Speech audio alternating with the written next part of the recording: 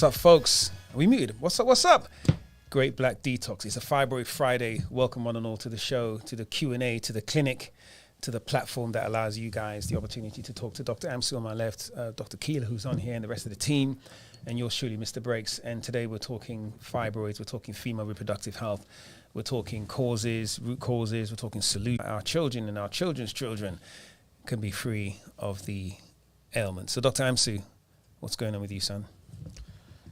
Great to be here. Great to be here. We went out last night. You went out. Well, it was a great night out, right? Yeah. We went to this event, a black girl in love with herself. Keep me honest, mate. Mm-hmm. Was that the title? Trey a Anthony. Black girl in love with herself. Trey Anthony, great performer. Come to find out, she's from our part of she's actually from West London. She went to my school. She went to your school. Yeah. Interestingly. You know, so great show. But my only but is how many black women are on antidepressants? Because it seemed like a lot of women in the audience, because it was a performance kind of monologue type of interaction with the audience situation, and she was talking about mental health. You know, there was a lot about mental health, and when she spoke about, you know, black women, you need to take your medication for your depression, it was almost like a standing ovation. And it's like, we know that antidepressants, if you're from the UK, contribute to estrogen dominance, contribute to fibroids. So it was kind of surreal to be hearing so many people cheering for, and especially now, it's been revealed over the last month that the whole paradigm of depression and anxiety was under the premise of a lack of serotonin. Serotonin being a neurotransmitter that is the mood hormone, they call it, right? The mood hormone. And basically, serotonin or a deficiency in serotonin was being blamed, or was the culprit for depression and anxiety, right? And it has come to light that the scientist that was responsible, that was given credence for the discovery of the connection between serotonin and depression, actually falsified results of his clinical studies and trials to become the father of the treatment or remedy for depression and anxiety. So the whole paradigm is flawed because it's been proven that it's not to do with deficiency in serotonin. And the chemical imbalance that has been attributed to depression and anxiety isn't what they said it is. So the treatment or the medication, they're saying it's probably a placebo effect that's going on. And the way how they were, and the way how it was being presented last night was that, you know, your antidepressants, your medication, we need to take it. Yeah, everybody's clapping, but it doesn't actually work. Or maybe, you know, psychosomatically, it's been working. So, you know, what's your feedback on that? Well, I think, well, no, I don't think we know everything. I know you've driven a few women to madness. Medication. Yeah, but that wasn't with any sort of, anyway, we're moving on from that. But what I, you know, my personal takeaway from that is, again, you know, other than picking up on what you're talking about and people's reliance on pharmacological treatments for depressants and, you know, neurological conditions, some of which clinically, you know, there may not be an alternative for, depending where you are in it. But the general understanding or the sort of go-to mentality to reach for the medication is based on a society that's being cultured and educated to think that way. I think my positive takeaway from the whole experience, and as Dr. Amsley was saying, so Trey Hantony, who's the writer. Hantony? Are you Jamaican now? From she's Jamaican. Wasn't she Hantony? We had Hantony. There was some rice and peas Hantony. after the show that was had by all. Right. From Canada. Really does talk to, black women who are navigating life, right? Everything from relationships to finances to health, more so on the relationship finance side of it, and how so many black women are in need of therapy, of sort of mental health counseling. And, she's really working towards removing that stigma. Now, unfortunately, of course, in the general world, some percentage of that is going to lean towards clinical, pharmacological resources, because they just don't know of the other resources. They haven't been a link. And we spoke to her after the show. In fact, we had a bit of an audience with her. Most people aren't aware of the non-pharmacological remedies, solutions, alternatives to maintaining homeostasis, maintaining a firm and solid mental grounding, right? And so you have to remember the country we live in. Nutrition is not a part of the conversation. It's not a Never part of the has conversation. Been. And the country we live in is, medication.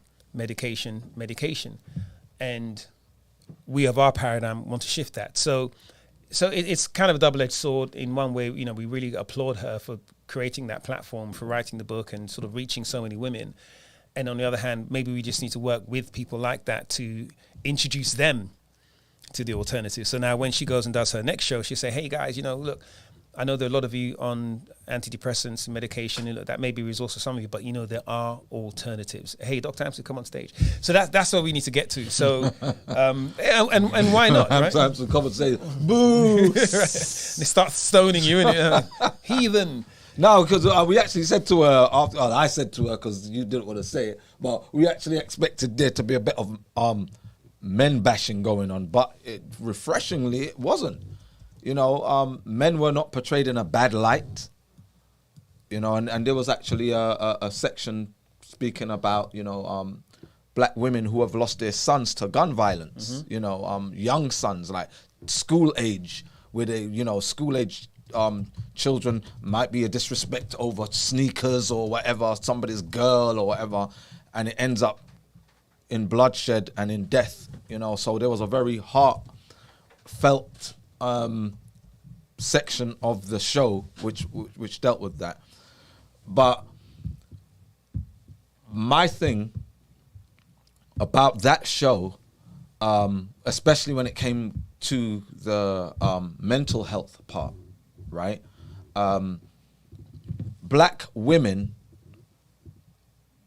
talk more than black men do, but from that show, it's become very apparent that black, the how that manifests is when women come onto this platform and they speak about the first time they heard about fibroids ever was when they got their diagnosis. Mm-hmm. And it's like, well, what's that? They're holding their neck. What's that? What's fibroids? No, it's actually in your uterus. So it's amazing that the conversations don't take place, and when conversations are brought up about mental anguish and that they're shut down. It's taboo. It's shameful. That I always thought in my household when I was growing up, there was a lot of secrecy from me or from the boys when it come to women talking. I grew up with 4 sisters, 3 female cousins, and my mum. So that's, what's that? 8 women or 8 females were living in my household. And there was like four guys, me, my 2 brothers, in fact, my cousin Gary. So 5 of us and my dad, right? But we were never privy to what the women would talk about when they were all together. It was always, shh, here they come, shh. So I always thought that they had this connection where they would share a lot of, secrets and whatnot. But going by this situation, and especially Trey Anthony, she's Jamaican. She's of Jamaican heritage. So that's my people, them, right? And her relationship with her mother, it did remind me of my sisters with my mum, where something that Jamaican women may not be privy to or they're not aware of, nothing a gossa. I don't want to hear about it. It's like, no, don't tell me about that thing. Or, yes, I know about it, and because I know about it, let's leave the conversation there. Right. You know, certain nuances, certain behavioral patterns. And a lot of the audience were not from the West Indies or the Caribbean. They were, you know, American, right? African Americans. And they related to that's exactly like their relationship with their mums. So it's the talking about it. So one of our slogans back in the day was, ladies, we need to talk. Right.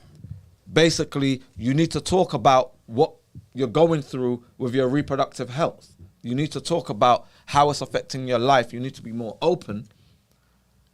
And even now, you know, with what we're doing for fibroids and that, you know, we've cured so many women, or we've provided them the system to cure themselves, and this. We're not even at the tip of the iceberg. No. There are millions of women, black women in this country, and remember, black women are 10 times more likely to have fibroids than white women. Millions. I don't think we've hit.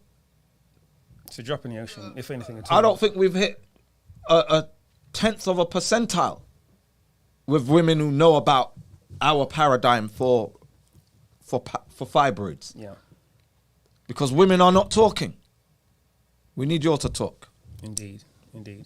So listen, folks, for those of you first time here, welcome. It's the Great Black Detox. It's our fibroid elimination special. We call them Fibroid Fridays. And we do them, we used to do them every week. We're trying to get them to do them every week. If you look on the Eventbrite, you'll see there's several you can book. So we're glad you chose to come in today. But it really is a platform for you guys to ask questions around female reproductive health. We call it fibroids because fibroids was predominant among all of them for a very long time and still is. It's only recently been taken over by PCOS and some other ailments, but for the most part, they have very commonalities with regards to their root causes, and it's those conversations we have. But of course, you know, we have the solutions. We help thousands of women, tens of thousands of women, realize their fibroids, cope with their fibroids, and many of them eliminate their fibroids over varying periods of time. So if you have any questions about your fibroids, you want to share something about your journey, or questions about our protocols, our solutions, of course, you can raise your hand and let us know in the chat. And there's a little function button at the bottom of Zoom. You can raise your hand and let us know you have a question. Otherwise, please unmute your cameras. We'd love to see who we're talking to. Unmute your cameras and just let us know in the general chat if you have a question, which I'll be getting into Dr. Keeler. In a minute, if I can get in.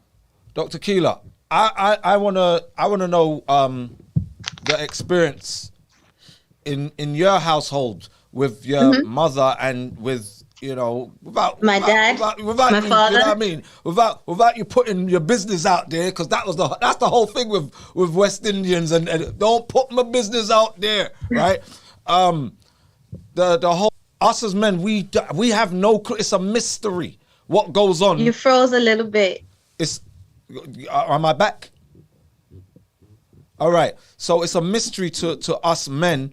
When you women do talk, what are you talking about? How come the information on fibroids and, you know, the reproductive issues are not being spoken about?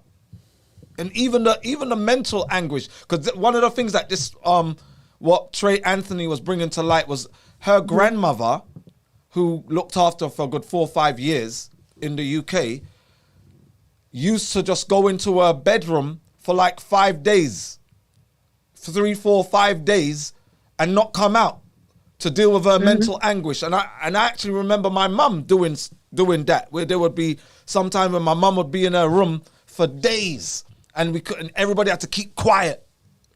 And, you know, you had to go, you know, if you had to go and knock on her door really gently, you know, and tiptoe in there. I actually remember those things. And, you know, she was talking about it.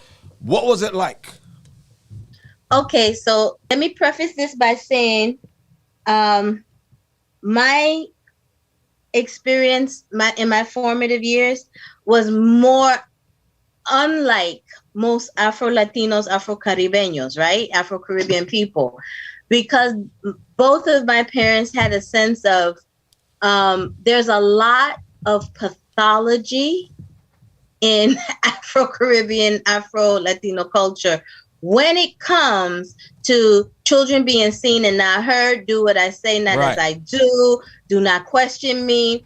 They came from big families themselves. Like multiples are very common in my family. So a pregnancy doesn't just have to result in one child. It could result in 2, 3, or 4. So that meant there's a lot of children per parent, and they both were in the mental health field. And because they were in the mental health field, there were certain things they saw in the culture that they recognized could damage me. So they didn't do them. So you didn't get beaten then? No, but let me tell you, when you, as you know, I'm Maroon. Right. I'm of Maroon descent. And Maroons are excellent at warfare. But the worst kind of warfare is mental warfare. So instead of getting beaten, right? Let me explain to you why what you did was dangerous and how it put all of us in jeopardy. That's 45 minutes. And then I had to turn around and to prove to them that I actually comprehended the words that were coming out of their mouth. I had to put it in my own words as I understood it, and they would fill in the gaps and say, but you missed this. To me, that was worse than getting corporal punishment because it required me to do work. But as an adult, I appreciate it because they became my absentee landlords. Now, let me bring it back. I can see the difference between my cousins who grew up with that traditional do as I say, not as I do. A child should be heard and not seen but not heard, blah, blah, blah. My parents recognized a lot of that came from colonization and slavery. And they weren't about to oppress my mind. Right. So what ends up happening is I got called rude a lot by a lot of my relatives. Oh, the girl is rude. First of all, me no girl. Okay? Second of all, I have a mind. I can exert my will and my opinion as long as I'm not disrespectful. So I was always labeled rude when really I was respectfully assertive. And I was, they'll say, she feisty now. You know, stuff like that. Right. And I was never feisty, but if I had to make my case, I can on my own as a child. And my parents understood the value of that because they knew when I got into the bigger world where things are set up not to work in my favor, I would be able to survive it mentally, emotionally, and spiritually. I saw that there were people I knew that struggled with that because they didn't have that assertiveness. Now let's bring it back to women, female issues. My mother worked in healthcare. She saw a lot and understood the importance of being direct. So I knew what STDs were early. I knew what menses was early. I understood how babies came into the world early. It didn't take to 10 years old. And I understood the different forms in which drugs can be introduced to people and not necessarily in the traditional form. Stickers, stars, candies, all of that. So there's a certain awareness, a certain directness that my mother had with me that most Afrikaners and Afro-Latinos don't express with their daughters, and they don't recognize by not being direct, you set them up to be predated upon. You set them up for predators. Right. And by extension, they do the same with the boys. They think they give the boys more leeway. Like you hear your grandmother say, well, if the girl offer you some, take it, man. Okay? But they don't tell them the flip side of the consequences of that. Right. So you're telling your son one thing, you're telling your daughter another thing, but the burden of the consequences are going to bear on them differently, but they're still going to have consequences. By that same token, I had a father that was very direct and mindful, extremely mindful, having worked in corrections, that if I don't teach my daughter the things that she needs to know to navigate this world, there are enough predators out there that will see her as prey. So let me talk to her like she's my son. Mm-hmm. And what I recognized as I got into the world, right?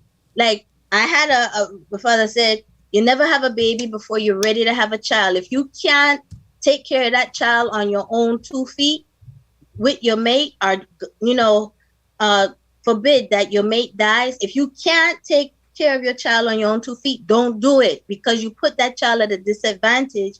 And as a result, they become cannon fodder for the lions and the tigers and the bears in the world. He was very direct. Right. And what I recognize is, in a world that tries to scope, and you know this to be true, the professions select for the most docile Black people among us. They do not select for the leaders among us. So essentially, if you are an independent thinker as a Black person and you see things as they are, not as others want you to see them, you have to operate in stealth mode all the time, even with other Black people, and especially your own relatives, which means you can't be that direct with your relatives. And if you are the child that is growing up in an Afro-Caribbean household that is not progressive, there's going to be a lot of things about the predatory aspect of this world that you're not going to be aware of. And when they face you, you're not going to recognize them, number one, let alone two, know how to deal with it. And that is pervasive among African people worldwide. A lot of people in the diaspora who were subjected to chattel slavery don't recognize that we were the test case for what Europeans did on the continent. Mm-hmm. So it's not by accident that the same oppressive patterns you see in family dynamics and the lack of communication on key health issues that you see between mothers and daughters, fathers and daughters, mothers and sons, fathers and sons, you also see them among continental Africans. You also see it among African Americans in North America.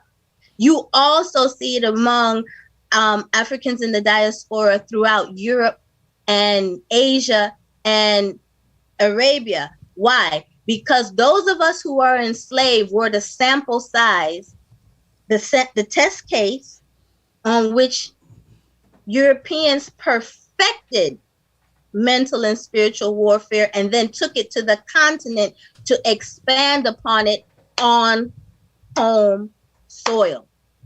What it has done is it has stunted the growth of Black families. It has stunted the growth and the development of Black families in how mothers speak to daughters, mothers speak to sons, fathers speak to daughters, fathers speak to sons, and most importantly, at the core, how husband and wife speak together. It's so bad that it's almost biblical. It's almost straight out of Bereshit. Well, you gave me this defective woman. What the hell was I supposed to do with her? Mm-hmm. You understand? If you know what your son and your daughter are going to run into, because a lot of parents of African descent don't protect their sons either. They don't tell them about when you go to school, university, and beyond, that you will be approached sexually as a bargaining chip for your advancement. It happened to me throughout my entire education. And the irony was, some of the same professors that approached my parents were the same ones that approached me, which means the educational system sets it up to protect the sexual predators in the educational and professional system. And you know, Dr. Hila. And so what ends up happening is a lot of these young black men think, well, if I'm going to get through medical school, law school, graduate school, I might have to give up some front or some back, depending on who's asking me, this male professor or this female professor, or the young black woman thinks she got to give up sex through any orifice as well for educational advancement. And it creates a level of secrecy and perpetual resentment to the opposite sex within the group, because it becomes, how come you didn't tell me? How come you didn't protect me? And it becomes resentment towards the parents, because it's like, didn't y'all know this existed? How come you didn't tell me? How come you didn't protect me? And for a lot of parents, in Afro-Caribbean culture, just like in African culture, there's the thing about shame. Right. And it's like the worst thing, when you get to a point in your mind where you say, screw shame, I'm going to get healthy. If this uncle or that aunt is a sexual predator, tell somebody. Because guarantee you are not the only one. Yeah. If your parents didn't prepare you, it's either they had issues of shame of their own, or they simply did not know. Or number 3, they were never taught how to comfortably communicate what the world is really about and how you need to navigate it and protect yourself, your health, your body, your mind. Because that's never been a part of mental colonization, whether it was physical slavery or mental slavery. It's never been a part of it. Absolutely. And Dr. Keela, thank you for that breakdown. It's great. And thanks for sharing that as well.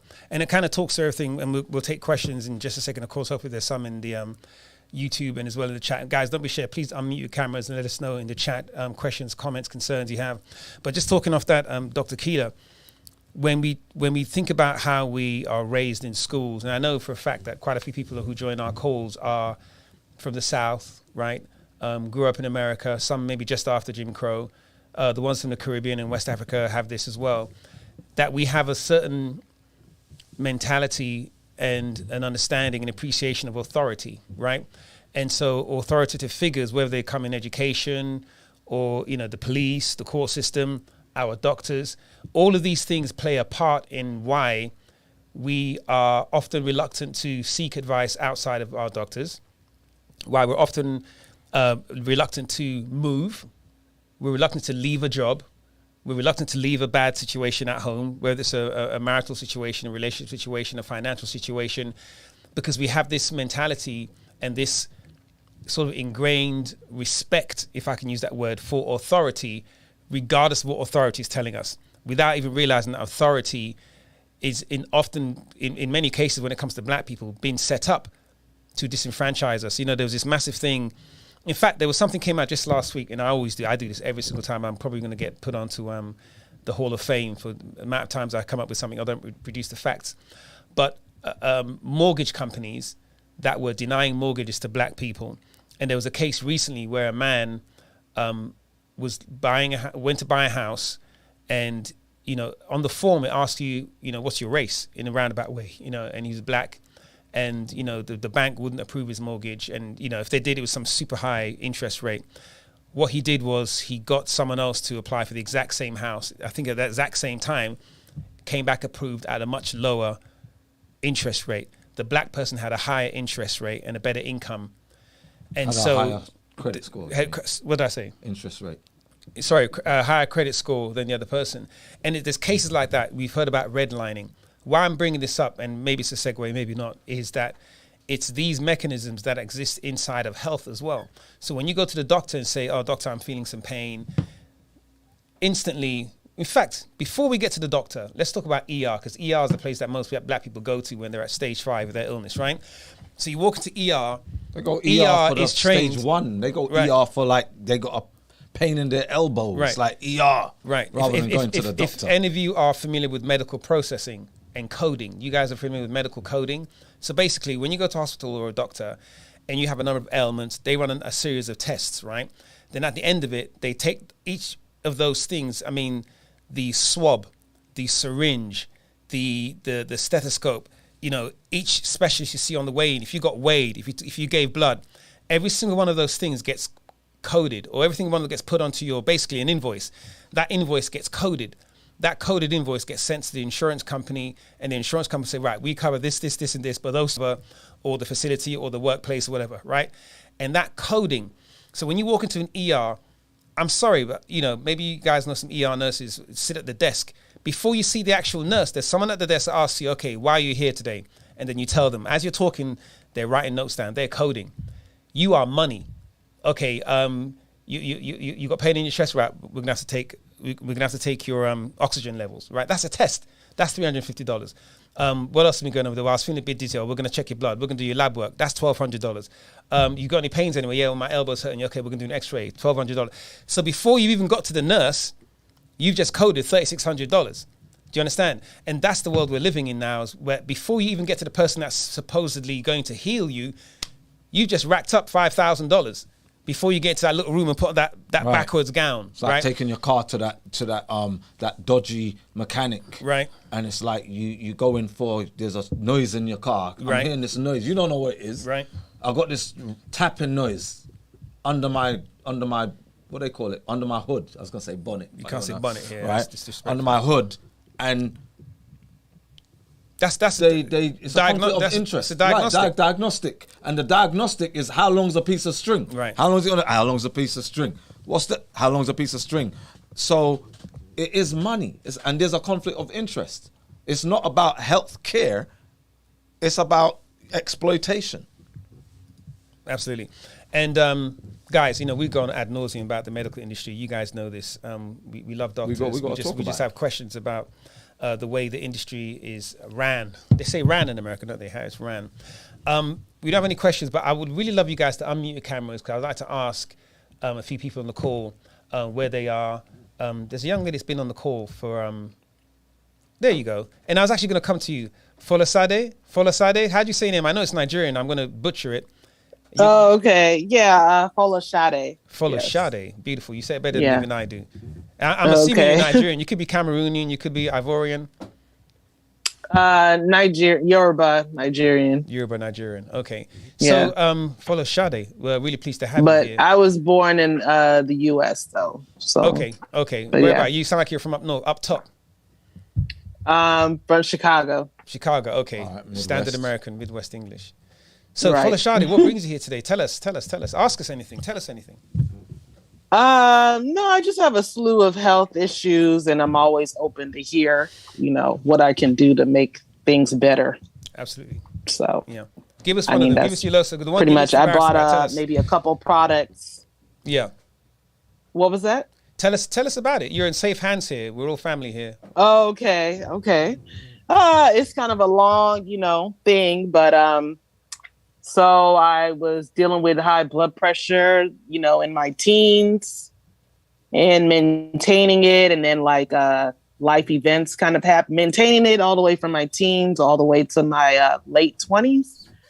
And then, I had a child, I got married. It was kind of a ugly marriage. So the stress kind of built and, not eating properly. When you have emotions, you start not eating properly. And so I wasn't maintaining it any longer like I was before. And I ended up having kidney failure. I was on dialysis for about 7 years.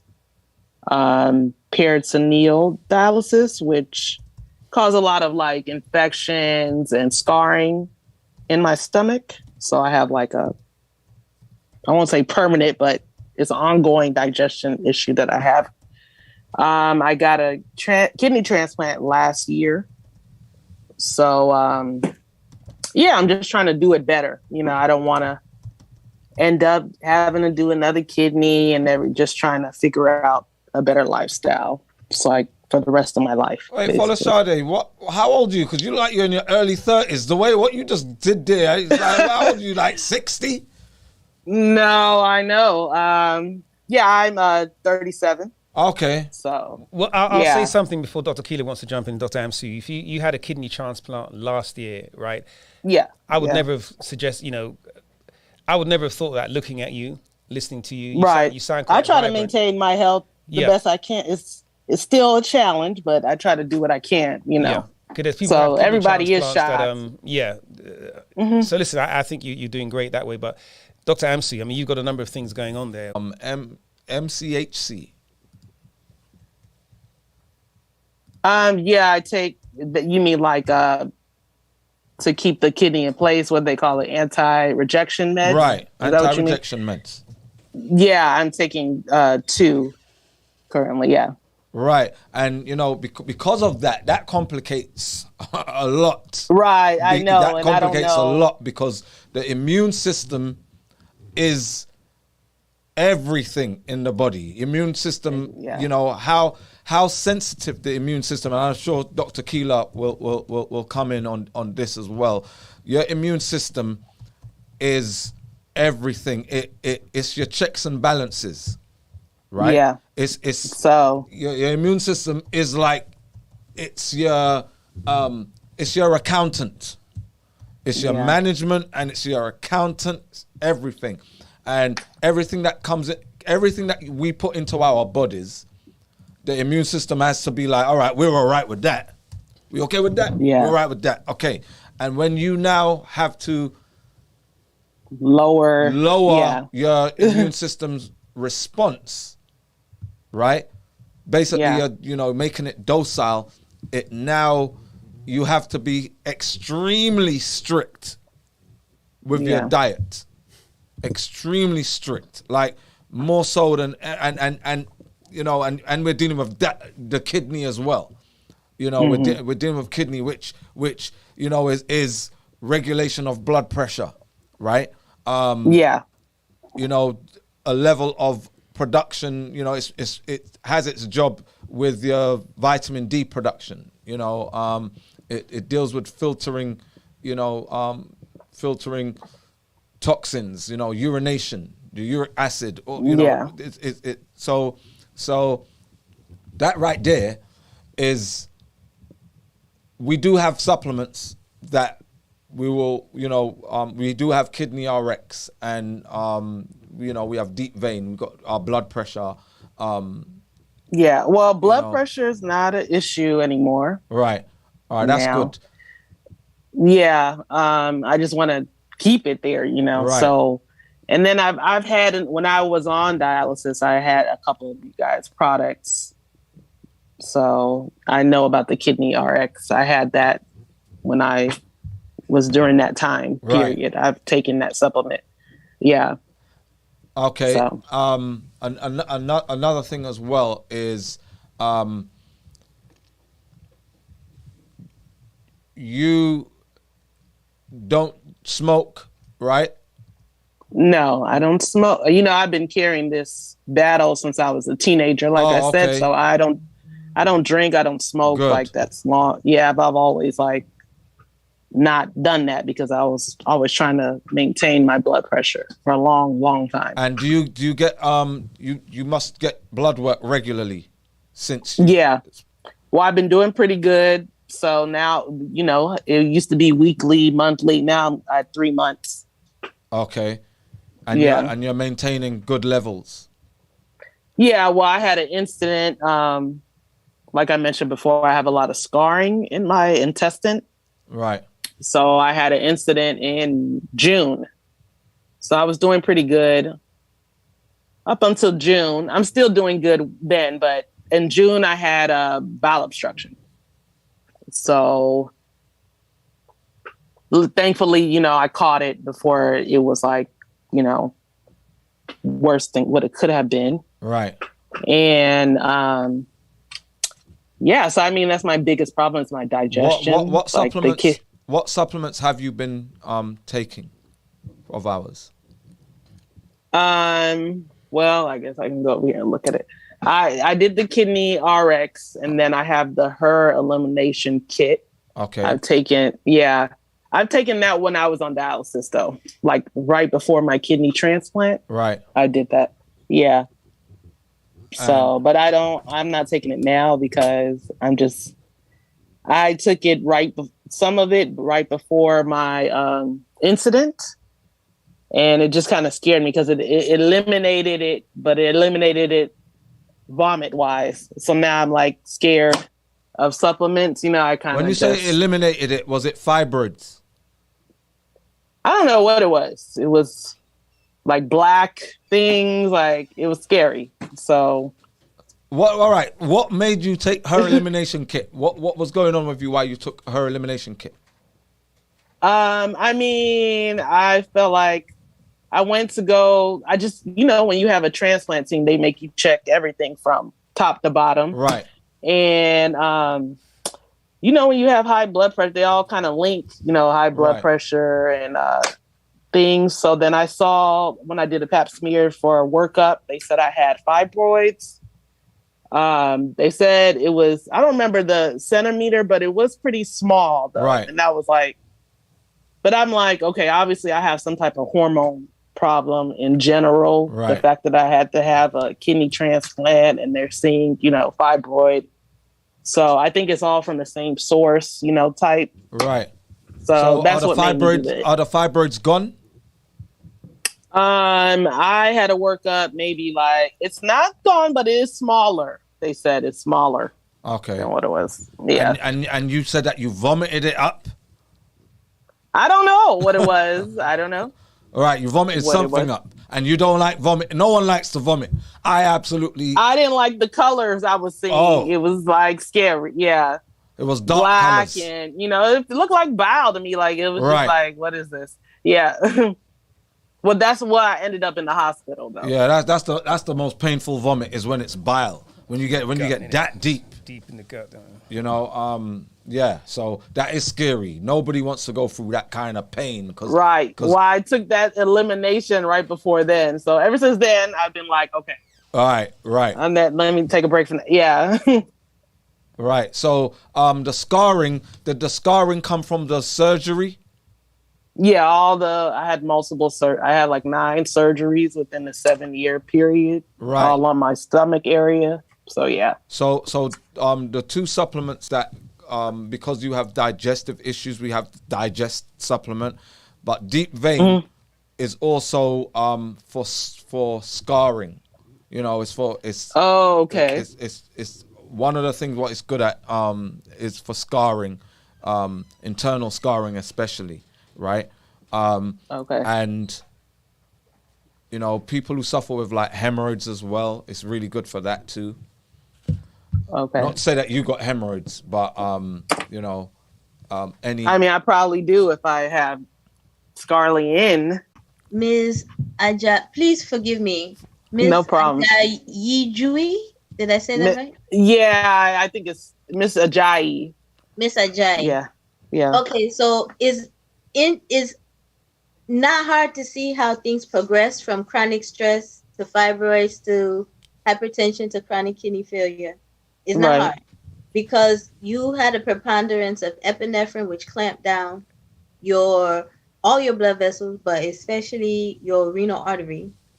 So you put a lot of strain on that, which put strain back on your heart. If y'all remember last week, we talked about why it's important to try to stay as least stressed as possible is because in addition to stressing your heart, your kidneys get stressed right off the back. Yeah.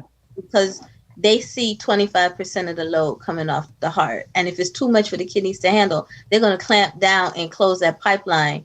And that pushes a back pressure on the heart, which makes the heart have to push even harder. Eventually, what it sounds like your physicians are trying to prevent is heart failure by doing the kidney transplant.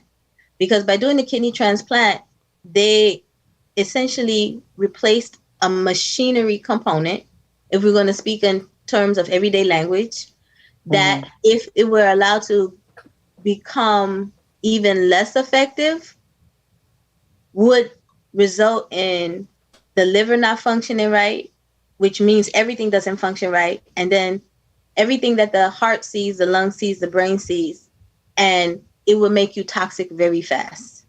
Because if your liver can't function right, it won't be able to detox your body of excess ammonia from whatever protein you eat, whether plant or animal.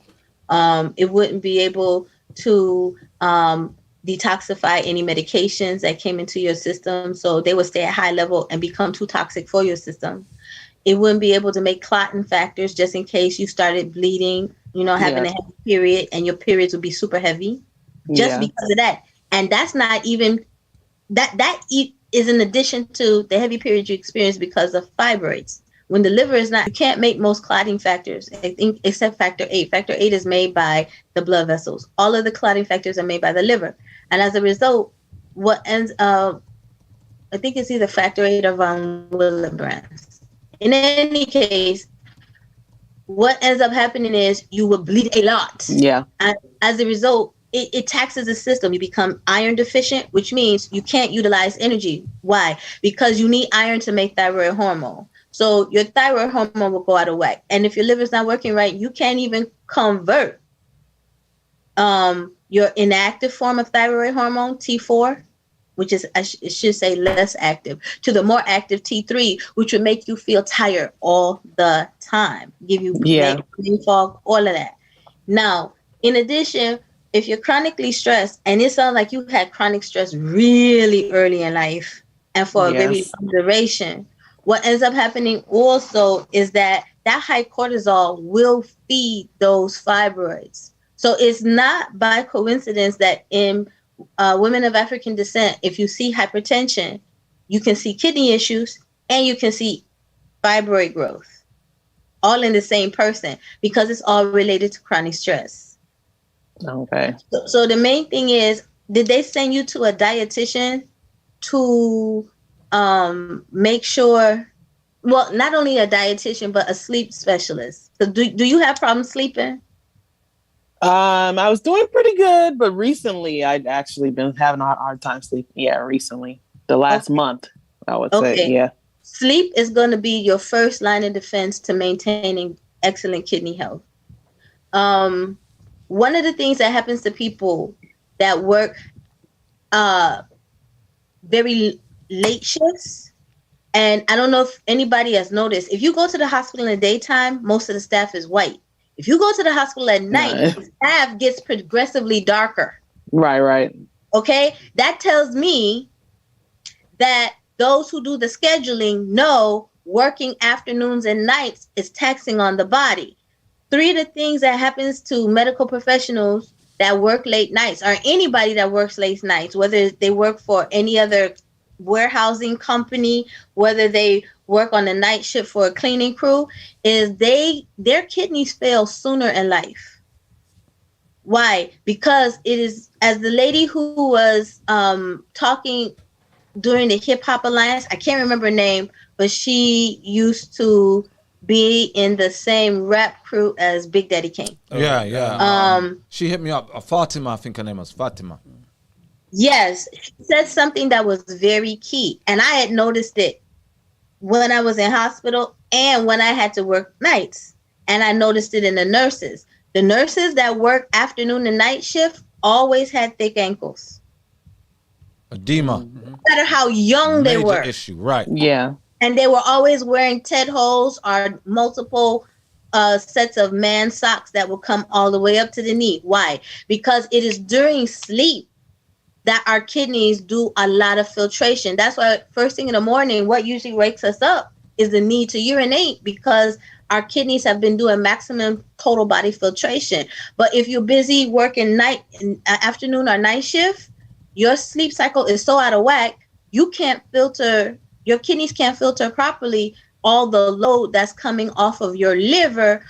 So you end up not getting rid of those metabolites, those toxins. They accumulate in your lymphatic fluid as well as in your blood vessels.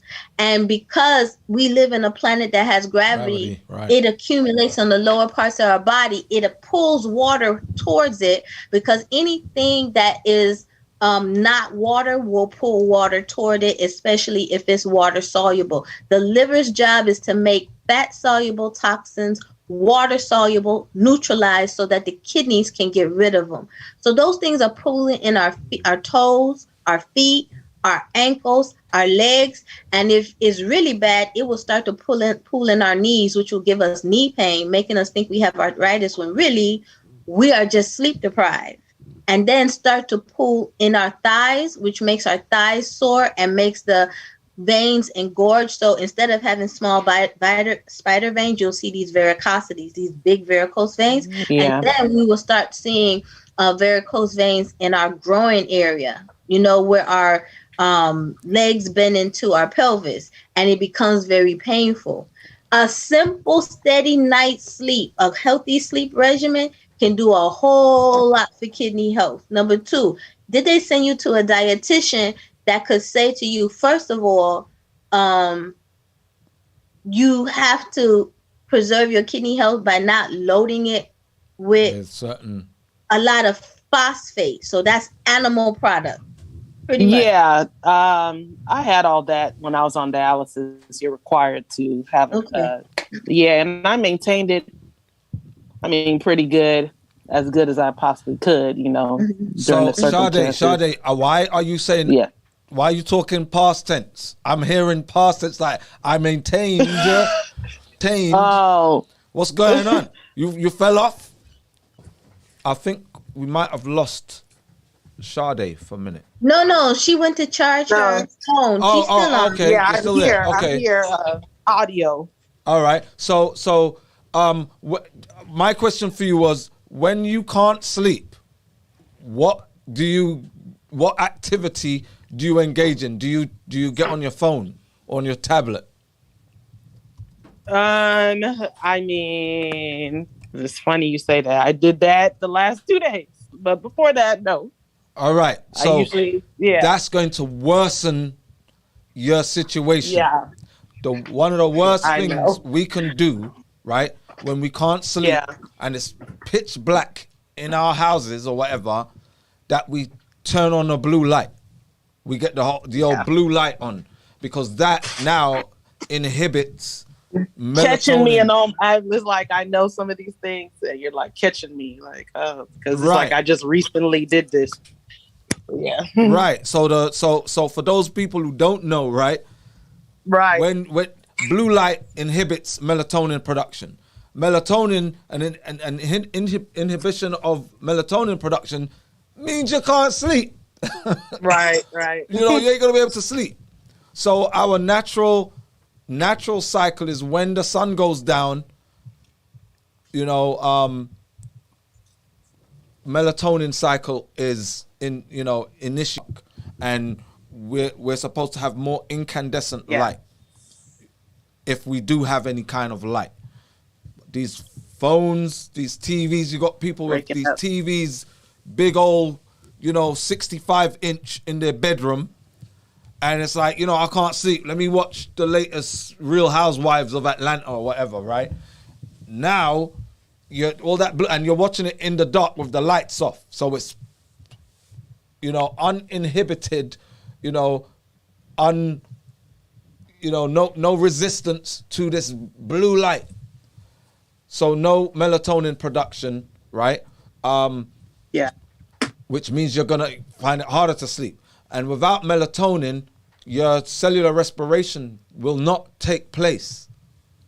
Cellular respiration is basically removing toxins out of the cells that may have accumulated in the cells, and also getting nutrients into the cell. So add that to, the strain on the kidneys. So there's a cascade of problems that are created. So when we're on a night shift, we're on our phones, we're doing all this stuff, and we mess up that whole circadian rhythm that God created. We're supposed to sleep at night. Night was made for us to relax. Daytime was made for us to be busy, right? And it's that simple. That's nature's cycles, right? So we utilize all the nutrients we have appropriated during the daytime, while the sun's up and all that. Everything that we eat, we break it down and we metabolize it, gets into our cells as nutrients. This happens most efficiently. Just like the kidneys do its job at night, all our cells replenish themselves at night. Sleep and coma both work to fix the body's issues. And it does. It's like, networking, right? We studied networking. Me and Mikey, we studied networking, right? Data communications and that. When are most change windows? When do we do them? Nighttime. Nighttime. Downtime. Deliberate downtime. So your body goes into downtime when you're sleeping to repair itself. Something was out of whack. All right, you know what? Let's keep it functioning now. But tonight, while you're sleeping, and we can route all energy to deal with this problem. When I was a kid, with it, but the damage what it does. So, all this to say, if you can't sleep, there are qigong exercises that you can do. Rather than counting sheep, the white people thing, right? Rather than counting sheep, there are exercises, there's breathing techniques that you can do to help you to sleep, right? Don't get on your phone. Don't get on no tablet. Don't watch TV. And if you do watch TV, go in a room that is lit with, incandescent lighting, and you watch TV till when you feel drowsy, rather than you're in pitch black and you have, unresisted blue light. Guys, this is a great forum, great conversation. Thank you, Arja. Sade, we call you Sade. We've abbreviated your name in the Yoruba form to Sade. Thanks for sharing your story, because again, I tell everyone every week, unfortunately, it's not too uncommon, right? And so many people suffer. Maybe not exactly what you're going through, but we hear very similar stories all the time. And what I'm hearing, and it's funny, maybe it's a good segue. It's a good through osmosis, we sort of gather this sort of energy shift. The show we went to last night, and Dr. Keeler's breakdown and Dr. MC, we talk about this all the time. The actual, and I'm using the word actual because I'm from the hood, correlation between stress and ailment, stress and disease, and how the pathway from the initial external trigger, right? And then we can look at historical reasons as to why those triggers even trigger people, right? So there's layers of trauma that create that neural pathway between the experience, seeing, hearing, tasting, smelling, touching, to then identifying a trauma with that. But then what's really interesting, what comes out in these calls, and I really encourage you guys to really share this, because people hear fibroids, they hear detox, they sort of pigeonhole what it is we do. But in actual fact, everything has a very common root. And a lot of it starts from hormonal imbalance, Dr. Amsu, Dr. Keeler. Right. And a lot of that starts from mental health. A lot of it starts from trauma.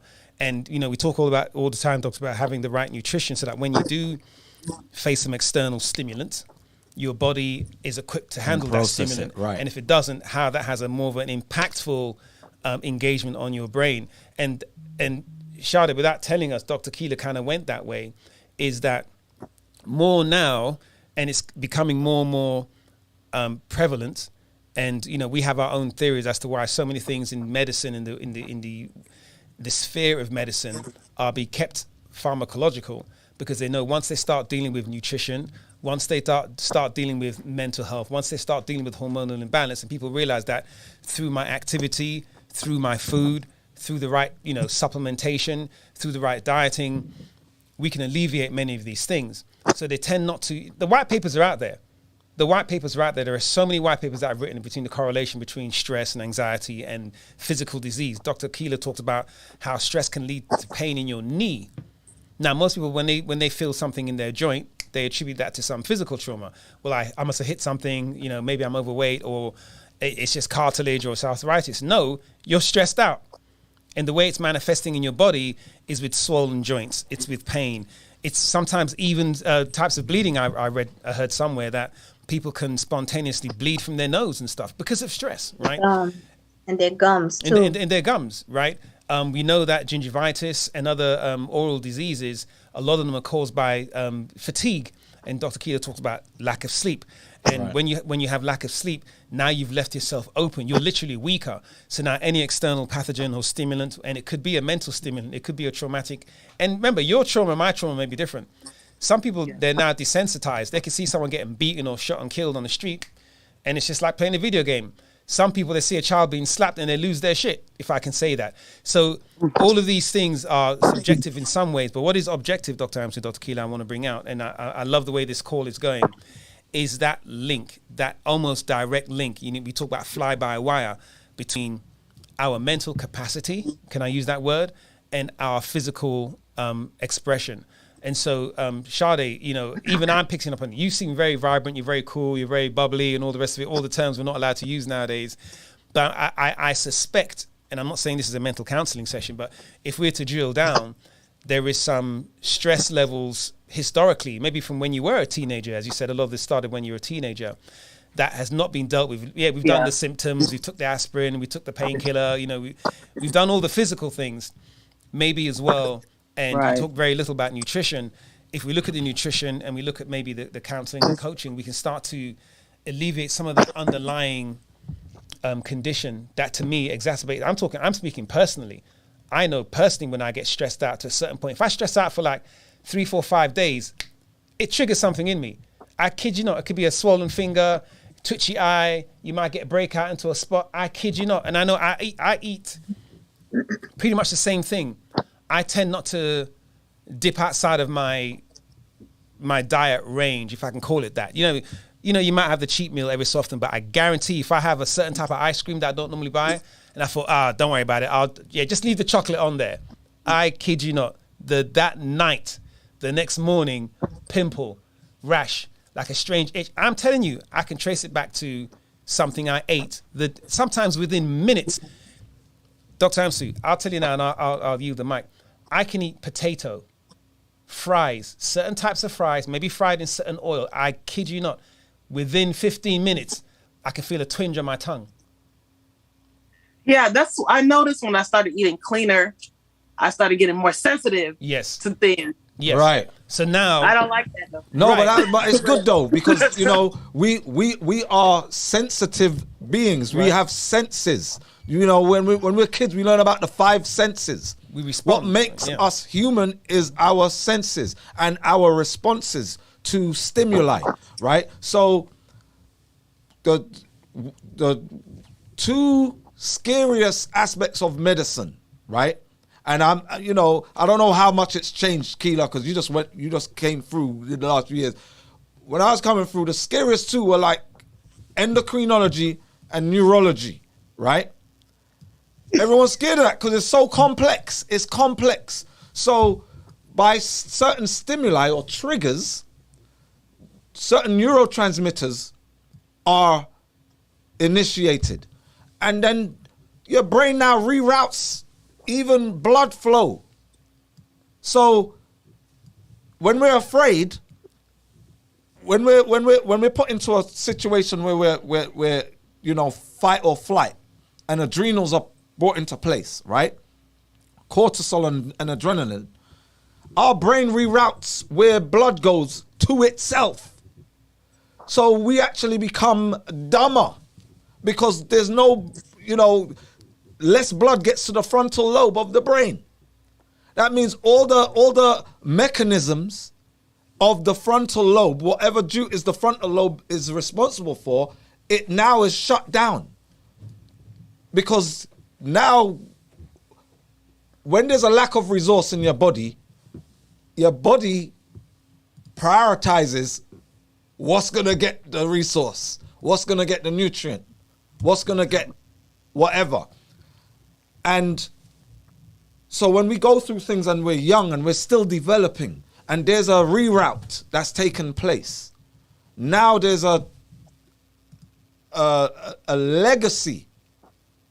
A legacy. We've created a dynasty of dysfunction. And especially if we're experiencing certain traumas on a regular, right? Before our bodies even know how to deal with the trauma, it's something that we're, like in your case, blood pressure, it was your kidneys. And as we get older, it doesn't get better. It gets worse. You know, so there's times of our lives, you know, if quote unquote we live normal lives, and there ain't no black people that live a normal life, right? Especially black women, black females don't have any kind of normal life. We have a peak where our body is at its optimum, physically, psychologically, right? Emotionally, we have peaks. There are peaks and troughs, but there's points in our lives where it's like everything I touch turns to gold, right?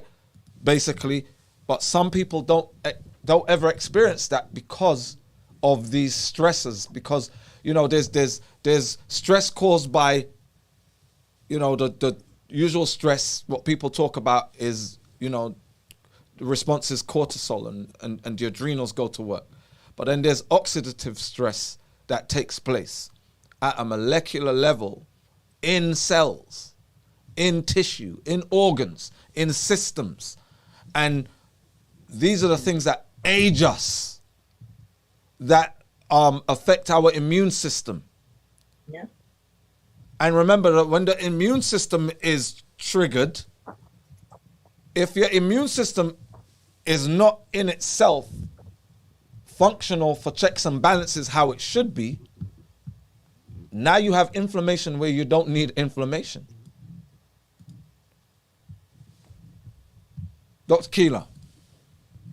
Oh, what I was going to add to what you said, Dr. Amsu and Mr. Larty, was that what happens also when you have chronic stress, the earlier in life you have it, the more it reroutes your brain. By your brain is designed to be very plastic. So it is designed to be highly adaptable. Right. Not only to physical stressors, but mental and emotional and spiritual stressors. But for the short term, what you literally went through it sounds like in a 15-year period, and how it affected your cascade of organs, from your blood pressure to your kidneys, is the same thing many of our ancestors went through. The ones who survived the stress had their adrenals developed an incredible ability to conserve salt, but that puts stress on the kidneys. Now, the other thing that stress does is that it literally cuts connections between neurons. There are these proteins called connexins, right? And they're the things that allow neurons to touch, so that they literally touch fingertips. Like there's a protein here, and this is a piece of a neuron, and this is a piece of a neuron. They communicate faster than the speed of light, pardon me, through the connexin. But when we're stressed, those connexin proteins are degraded. And what that does over time, and it doesn't take long, it can happen in a matter of minutes. Imagine when you've had to sit for an exam that you didn't feel prepared for, and you can't recall. It's because those connexin proteins have been cut. Mm-hmm. It interferes in your ability to recall from learned experiences to adapt to new experiences. So it's easy to get stuck in the loop of dealing with stress in a bad way. And then eventually it starts to erode other connections between neurons in other learned memories. And how that manifests is it makes it hard to think. It makes it hard to calculate. It makes it hard to plan. Those are the three things that go when people start to experience Alzheimer's. Right. That's why, however a person feels about you, if they have Alzheimer's, that's the truth that's coming out of their mouth with no filter. They lose the ability to lie, because you have to be able to think, calculate, and plan to be able to lie. So it becomes imperative to be aware of these things, because what happens is if you go too long in a chronic stress situation, then the brain also becomes diabetic. It becomes insensitive to insulin. And so you can't use insulin to stimulate recruitment of these transporters called GLUT transporters. I know it's not GLUT4. But there's also GLUT3 and right. another GLUT, right? Right. So they get when insulin comes to a cell and kisses the cell and say it binds to a receptor, and that receptor transmits a signal inside the cell to say recruit these glucose transporters right. to the surface so we can suck up glucose and make us energy fast so we can think. That doesn't happen. So what ends up happening is our thinking gets slower. Right. And on top of that, the cortisol, high cortisol over time cuts the connections between neurons. Now we can't think straight at all. And now we're in a panic. And it's now not we have even anxiety. to add to that. So there's the thinking, but then there's the behavior. There's the ability to it's etiquette as well. Etiquette goes out the window, right? So your ability to control anger. So to control your anger, or to control, like, you see something and it pisses you off and you want to gouge a man's eye out, it takes a lot of energy in the form of glucose to control your response and reaction. So like Dr. Keela was saying, the filter's gone. There is no filter. I want to gouge your eye out, therefore I think, therefore I am. So I'm thinking your eyes are gouged out. Your eyes are gouged out. So so hypoglycemia, right? Hypoglycemia of the brain is the number one reason for violent criminals. Number one. They think it and they do it. There is, there's what we learn morally, but to actually exercise morals and etiquette, especially in trying times. So when we're all in a calm state and everything's la-di-da and everything's nice, we don't need energy to reason and to discern. You guys are throwing a lot of information at me, so... And it's not just for you, though. We're talking to you, but we're talking to the broader audience as well, right? I'm just trying to process. So stress management, I hear that. Right. So to discern. Overall. So to discern etiquette, morals, codes, standards, right? Yeah. Require a lot of energy. So, and when you don't have the resources to do so, you're even more stressed. Right. So imagine you're working a job and the white man at the job, your boss, right, is getting on your last nerve. And I have to keep my job. But you're lacking resources. You're lacking the ability to process, absorb the glucose that it takes for you to restrain yourself. But somehow you manage to refrain from random acts of violence or whatever, right? That's stress. That's even more stress. So that's an ever decreasing circle. Indeed. Well, listen, Sade, we really appreciate you coming on. Don't go anywhere. We want you to stay, but we really appreciate you sharing your story. And we're glad that you were on our program before. It sounds as though you need to get back on our program and incorporate some maybe different supplements, incorporate some different dietary changes and things like that. And you have, I guess, a fairly unique case, obviously, being post-kidney transplant. Yeah. So that makes you a little bit unique. That being said, there are people that have their original kidney that are probably doing worse than you, right? And so what you have done in terms of maintaining yourself is good.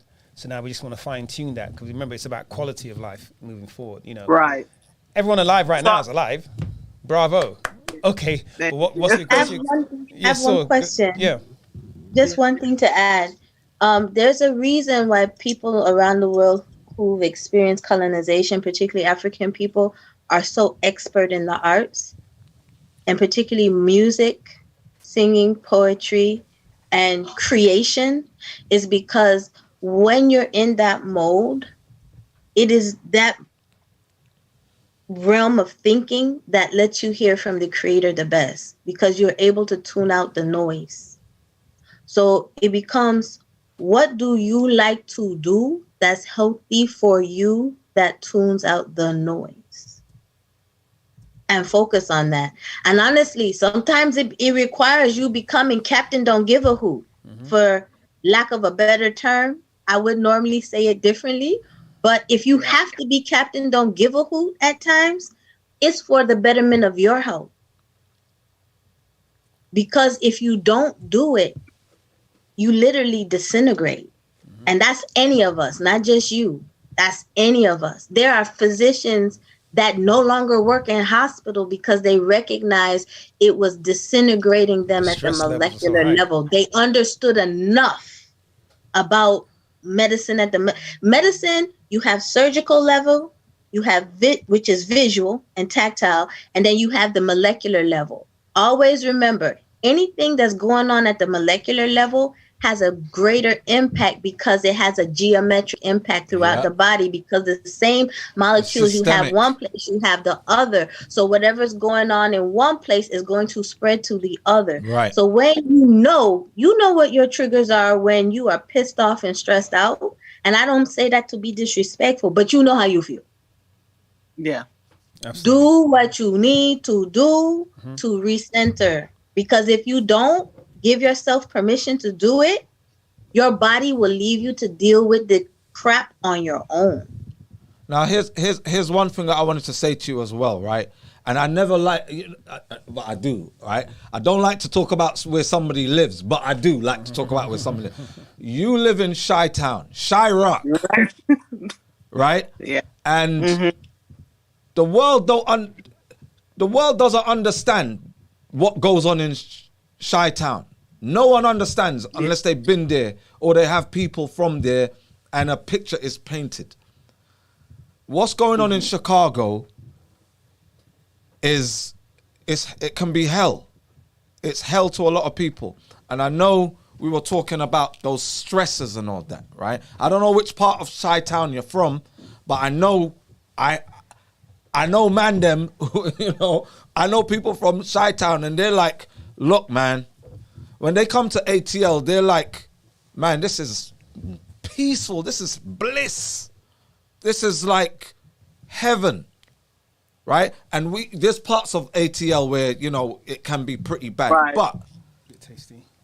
Chicago's legendary for, where people think, young black man don't think he's going to make it to 20 years old. There's levels of violence and, sirens and, there's sirens stress. You know how stressful sirens are? Well, the Doppler effect is deliberately was discovered to be traumatic. It causes trauma to make people alert. And it's just very simple 2-frequency alteration. Now they've fine-tuned that into the sirens we have now.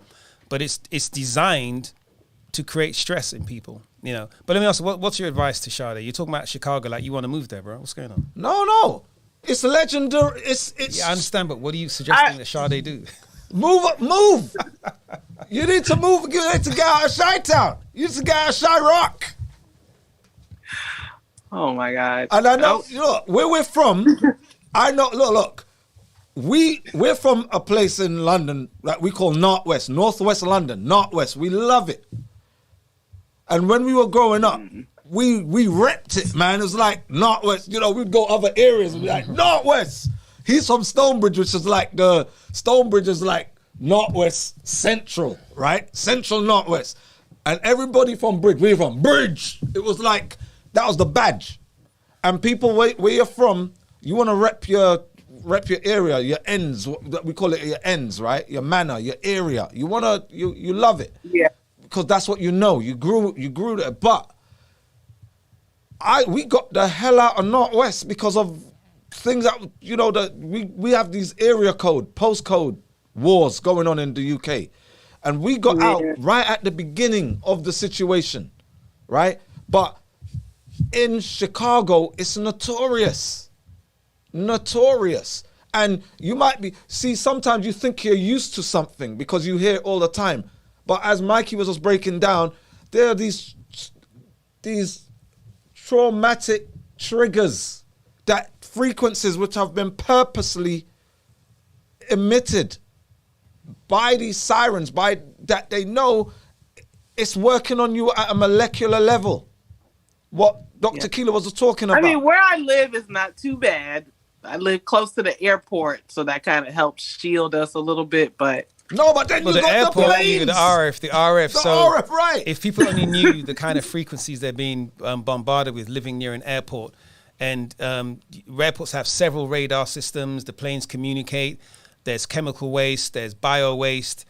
Airports and the maybe 5 or 10 miles surrounding Why so airports cheap? are some of the So cheap to most buy a house. Yeah, they're some of the most polluted places you can ever live. Sound And pollution, light pollution, chemicals, radio frequency pollution. I kid you not. You know, it's interesting. Many years ago, decades ago, they did reports about people that live near power lines, and there are more infant deficiencies with women having babies that live near power lines, right?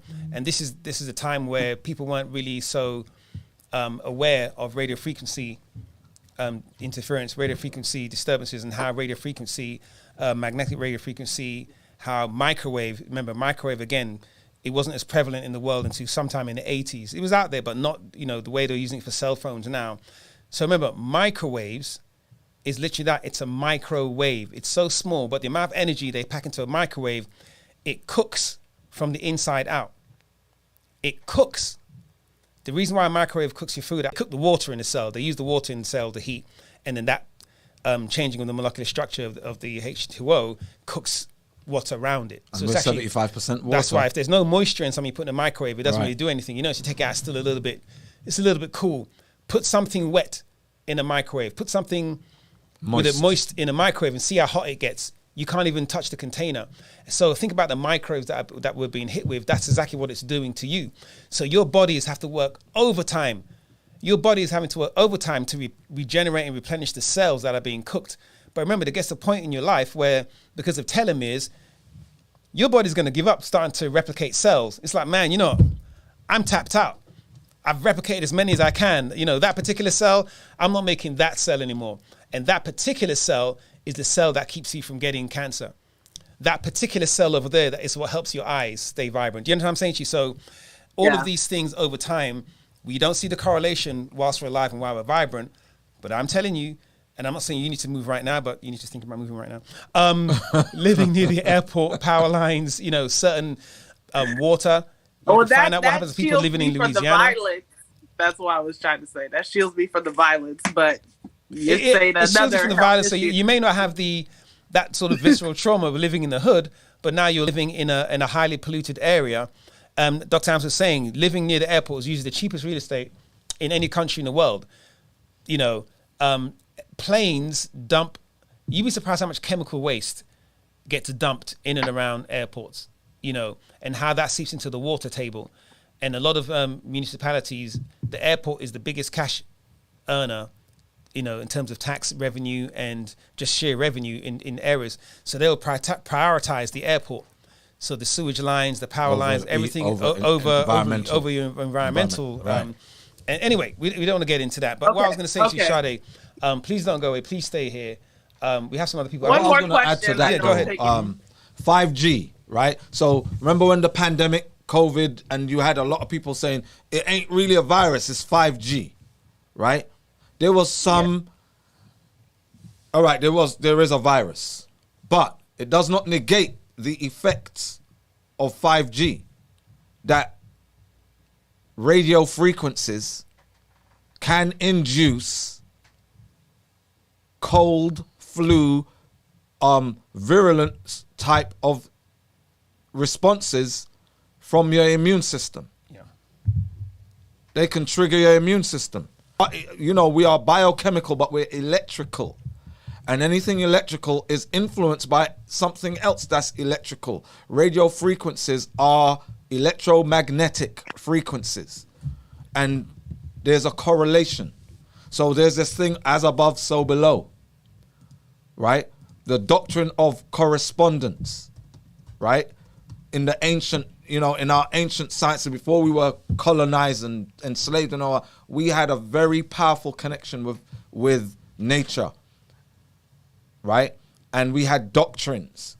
And they all work together for harmony. Those have been disrupted. But now, as we get more technical, is the more we're getting back to the doctrine of correspondence. because everything is connected, and everything is connected through electromagnetic frequencies. Everything. Yes, indeed. This is actually great. This is going to be everyone. We recommend you all go to college and use this as one of your theses, and you'll get an A+. I wanted to go to one more question. I know other people on the line. Go ahead. Yeah. So I talked about my medicine that I'm taking for anti-rejection, and I just wanted to know a way that I can if it's possible to reduce I reduced it from what it was at one point, but I still have, is it possible to completely, right. I don't know. I mean, it's dangerous ground because you have an organ in your body that is not mine. That did not originate, and I can't think of an herb or an ingredient that's gonna say allow this foreign organ more in this body. So it's a very touch and go situation. Yeah, I think, Sade, what we can do, of course, and you obviously know this, is help you treat your kidney well, right? Right. By eating the right things, by imbibing the right fluids and things like that. In terms of organ acceptance, that's another level, and Dr. Keelan may want to talk about that. I only say that because my immune system is down, like you said. So well, it's not down. Your immune system isn't down; it's compromised. It is somewhat compromised. It has, it's been muffled somewhat to not, and the immune system is very complex as well. It's not all your immune system. There are so many different. There's thousands, millions of different immune cell types, right? So immunology is another complex one, right? Very complex, right? So the major histocompatibility complex, right? That is the complex that we're dealing with when it comes to organ rejection. That is what has been inhibited somewhat so that it doesn't go and destroy that organ, because left to their own devices, that right that histocompatibility, right, it's going to destroy that kidney. It will destroy that. It will devour it. Okay. Indeed. Sade, thank you again. Please don't go anywhere. You may be inspired with another question. We may come back to you. We've got about 20 minutes here, and we want to move it around a little bit. But again, we really appreciate it. I took all your time. That's why I tried to warn you. No, it's been great.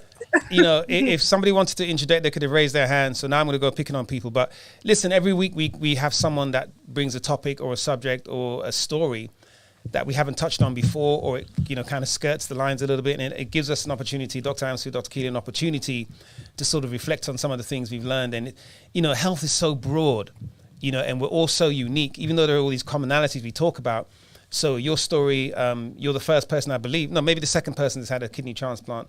There's one gentleman that we deal with, he's had several organ transplant. Anyway, that's you may be here one day, he'll come on and you hear his story. So you think your story is deep, you'll hear his story. So we really appreciate you coming on.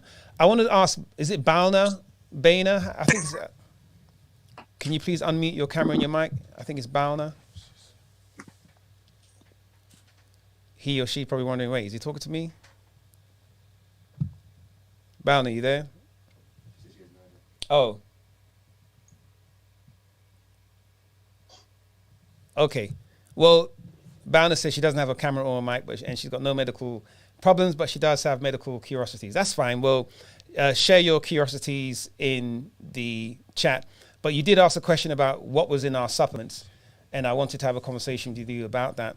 So, all good things. Eye of Newt, Magic Berry, But seriously, and I'll let Dr. Amsu talk to these, because Dr. Amsu does formulate these supplements. And by formulate, I mean create the recipes, create the blends, do the research, combining herbs and spices and barks and berries that have a balance and a release mechanism that give your body the tools it needs to heal itself. That's formulation.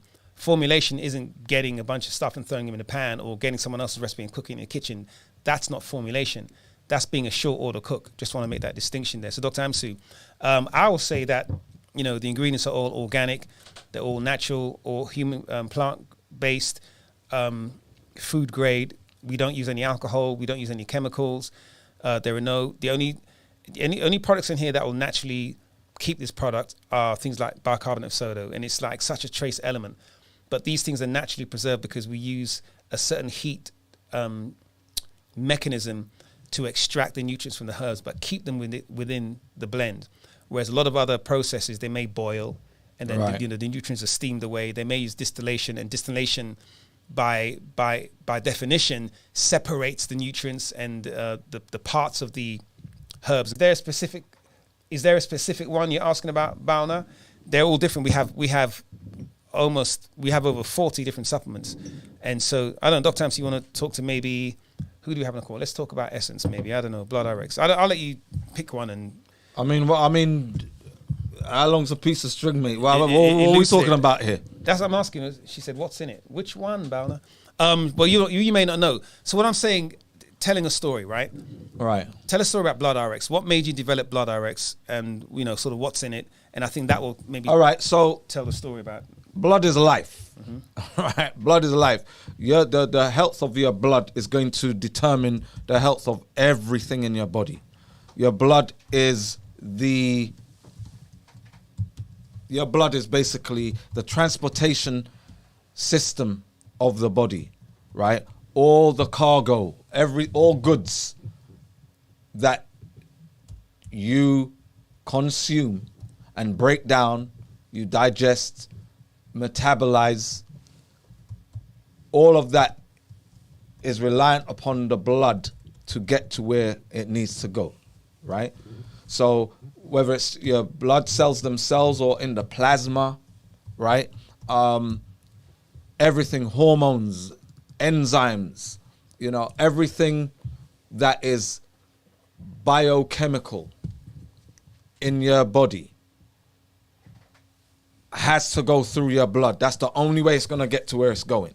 So the blood has to, your blood and your blood vessels. So your railway system, right? Your blood vessels, which are your veins and your arteries, your capillaries, all of those, that whole network is responsible for how all chemicals are carried throughout your body, whether they're proteins or, now there are immune cells that don't need to travel through the blood, right? White blood cells don't necessarily have to travel through the blood, right?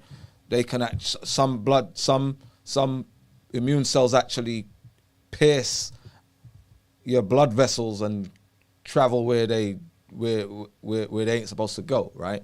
But your blood and your blood vessels must be kept as pure as possible for efficacy of all nutrients, hormones, and anything that is chemical that travels through your body, that's for your body, that is for use. So when there's contaminants, when there are pathogens, microbes, toxins that interfere with the integrity of your blood, you get into very murky waters, right? So Blood RX is made up of ingredients that is about keeping that integrity of your blood and making sure that you're producing the best quality blood cells. Now I know I said about I kind of messed up MCHC, which is about which is actually about your blood, right? And I was supposed to be MHC, which is about your immune system earlier. But your blood, to know about somebody, really, you want to know somebody, what's going on with them, blood work. You want to know what's going on with somebody, I'm fit, I'm healthy. Let me see your blood work. Let's have a look at your blood work. It's going to tell everything what's going on. So Balm was asking, she's on the chat here. I'm saying she, sorry, maybe he, they, them. Might Asking, be non-binary. maybe. Unless you speak up, Balna, you're non-binary at the moment. Right. Here we go. Okay, she's asking, what herbs do you use and have you tested them? It's fascinating. What herbs do you use to help with uterine fibroids? All right. So there are many. And she's a she. There are many ingredients in the protocol because it's not just one formula, right? We have essence, liver RX, and blood RX, right? And then we have eliminate, which is if you have larger fibroids or you have multiple fibroids, then to expedite the process, we have that supplement eliminate, which helps to break down the tumors or cysts, right? And there are so many ingredients. What you do is if you can read it, because I can't read that. no, there, yeah. With your binoculars. All right, so we're looking at essence here, right? Yeah. So bladderwrack, I know you can talk, for hours on bladderwrack. Chickweed, dandelion, kelp, red raspberry, sarsaparilla, bloody expensive sarsaparilla, uva ursi, yellow dock, vegetable glycerin, of course, and distilled water. But bladderwrack, I know something people ask about all the time. All right, so bladderwrack is because so essence is for hormonal balance, right? Hormonal balance, and in particular, when we're dealing with thyroid hormone, right? The thyroid, the work of the thyroid gland, how important the thyroid gland is for your energy, even your immune system, right? How important the thyroid gland is, right? Bladderwrack is a thyroid stimulant, right? And a lot of black women, probably like 70% of black women, maybe more, by the time they're 30, they have hypothyroidism. Now, black women are most affected by hypothyroidism than everybody else in the world. You have thyroid, as black women, you have thyroid issues, hypothyroidism, right? Then there are those who have hyperthyroid. So when we're dealing with hyperthyroidism, and I know I've gone kind of off on a tangent here, we don't recommend essence because of the bladderwrack. So if there's a hyperactivity of the thyroid gland, we don't want to stimulate it, right? But bladderwrack is high in iodine, extremely high in iodine. So iodine is your thyroid gland is for lack of a better term, is absolutely dependent upon getting that iodine. Bladderwrack is a sea, comes from the sea. It's a sea vegetable. So a lot of sea vegetables are very potent in iodine. Red raspberry leaf helps to inhibit aromatase. And aromatase, as we speak about a lot, is the enzyme that converts androgens into estrogens. And estrogen dominance is prominent in black women in particular, specifically, right? Most of your medical problems as black women is down to hormonal imbalance. Whenever you hear the term hormonal imbalance, or it's my hormones and that, it's 9 times out of 10, it's estrogen dominance. Too much estrogen within the system. So there are different herbs within essence to maintain hormonal balance, to make sure that the ovaries are working properly, to produce not only estrogen but also progesterone, very important, and testosterone, to maintain that balance, that ratio, so that estrogen is not out of whack, it's not dominant. All right? Yeah. So, Bana, well, hopefully next time you can join the call and we can have a conversation. You can ask us all about the ingredients. But all the ingredients of our herbs are on the website, on the product pages. And just maybe to answer the question at a very high level, our supplements are herbal supplements, okay? They are non-chemical. The food. They're food, okay? Why? Because a lot of the ailments that people have, there are nutrients in the world that are found in plants and in foods and certain liquids and certain berries and barks that nature, for whatever reason, whether you believe it's God or science, our bodies receive, our bodies react to, and a lot of them can be used to help to either manage, maintain, or eradicate certain conditions. And it's been known for thousands of years. It's nothing new. We didn't invent this paradigm necessarily. We've tweaked it, we've modernized it, we've responded to what's going on in sort of the current standard American diet. But using herbs to heal is millennia old. Millennia. We probably couldn't find, even if we did all the research in the world, who the first person was. Probably some witch doctor in 75,000 BC or something. I'm not even going to try and figure it out. But that information has been passed on for millennia. A lot of it's been forgot. It wasn't him, because I heard they found a book under his bed. Or as we say in Jamaica, Himotep. Right, Himotep. And so one thing as well, you asked about testing and who's tested the herbs. What you will find is that not just us, a black-owned company, I absolutely do not care who they are, and Dr. Amsi, Dr. Keto can talk to this, is that there is a reason why the Food and Drug Administration doesn't necessarily monitor herbal supplements, because they are food.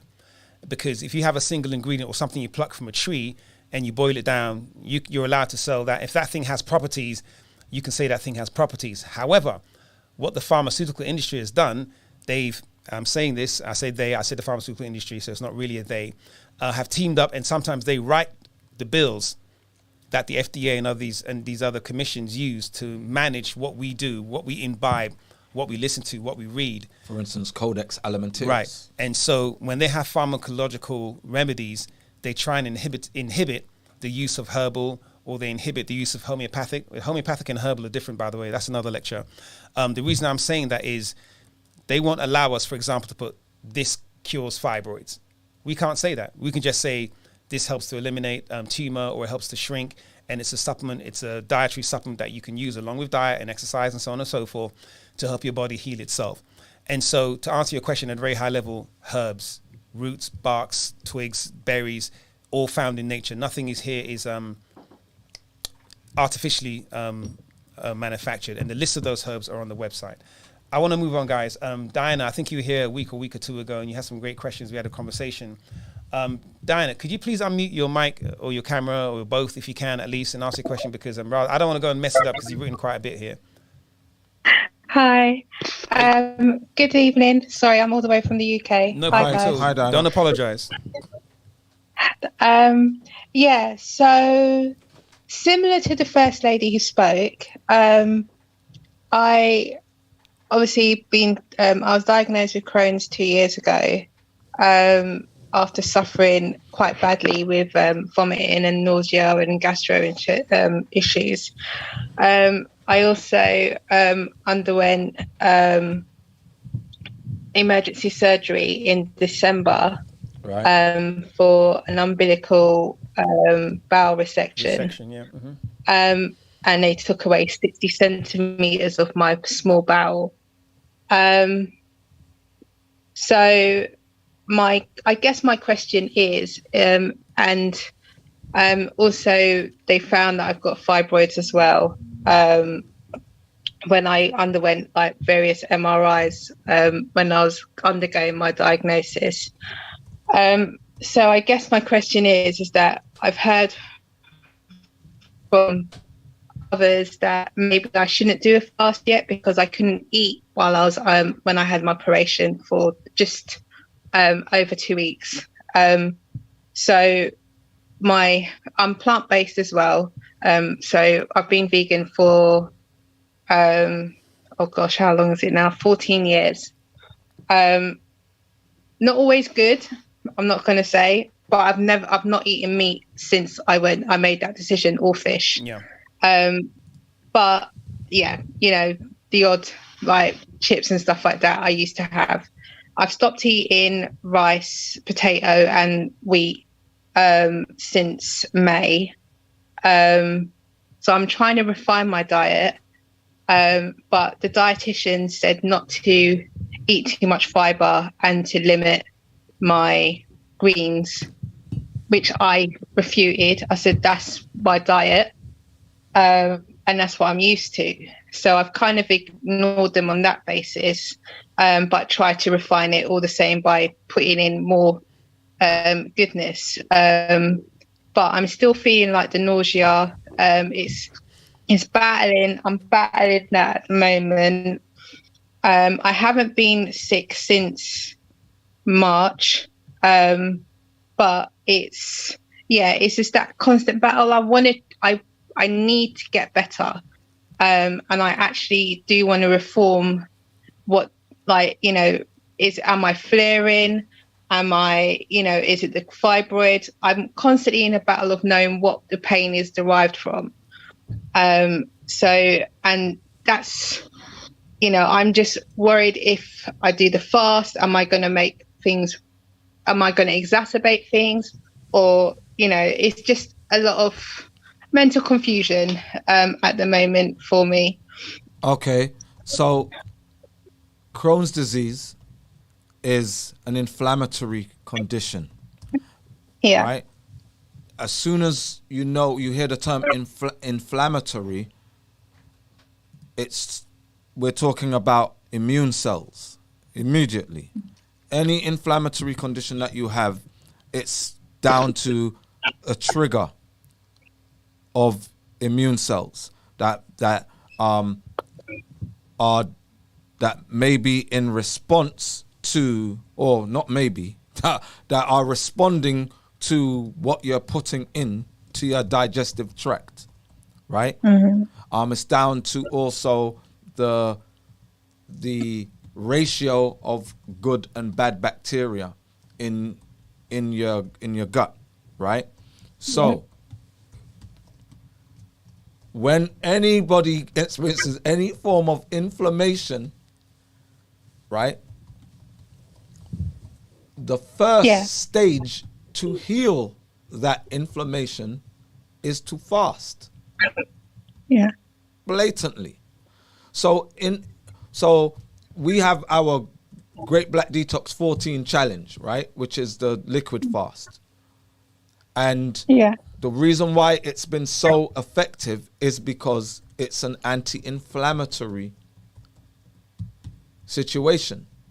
What you have been eating, what you've been consuming or ingesting, whether it could be something that's just got into your bloodstream, but more often than not, when it's in your gut that you have an issue, it's something that you're consuming, that you're eating or drinking, right?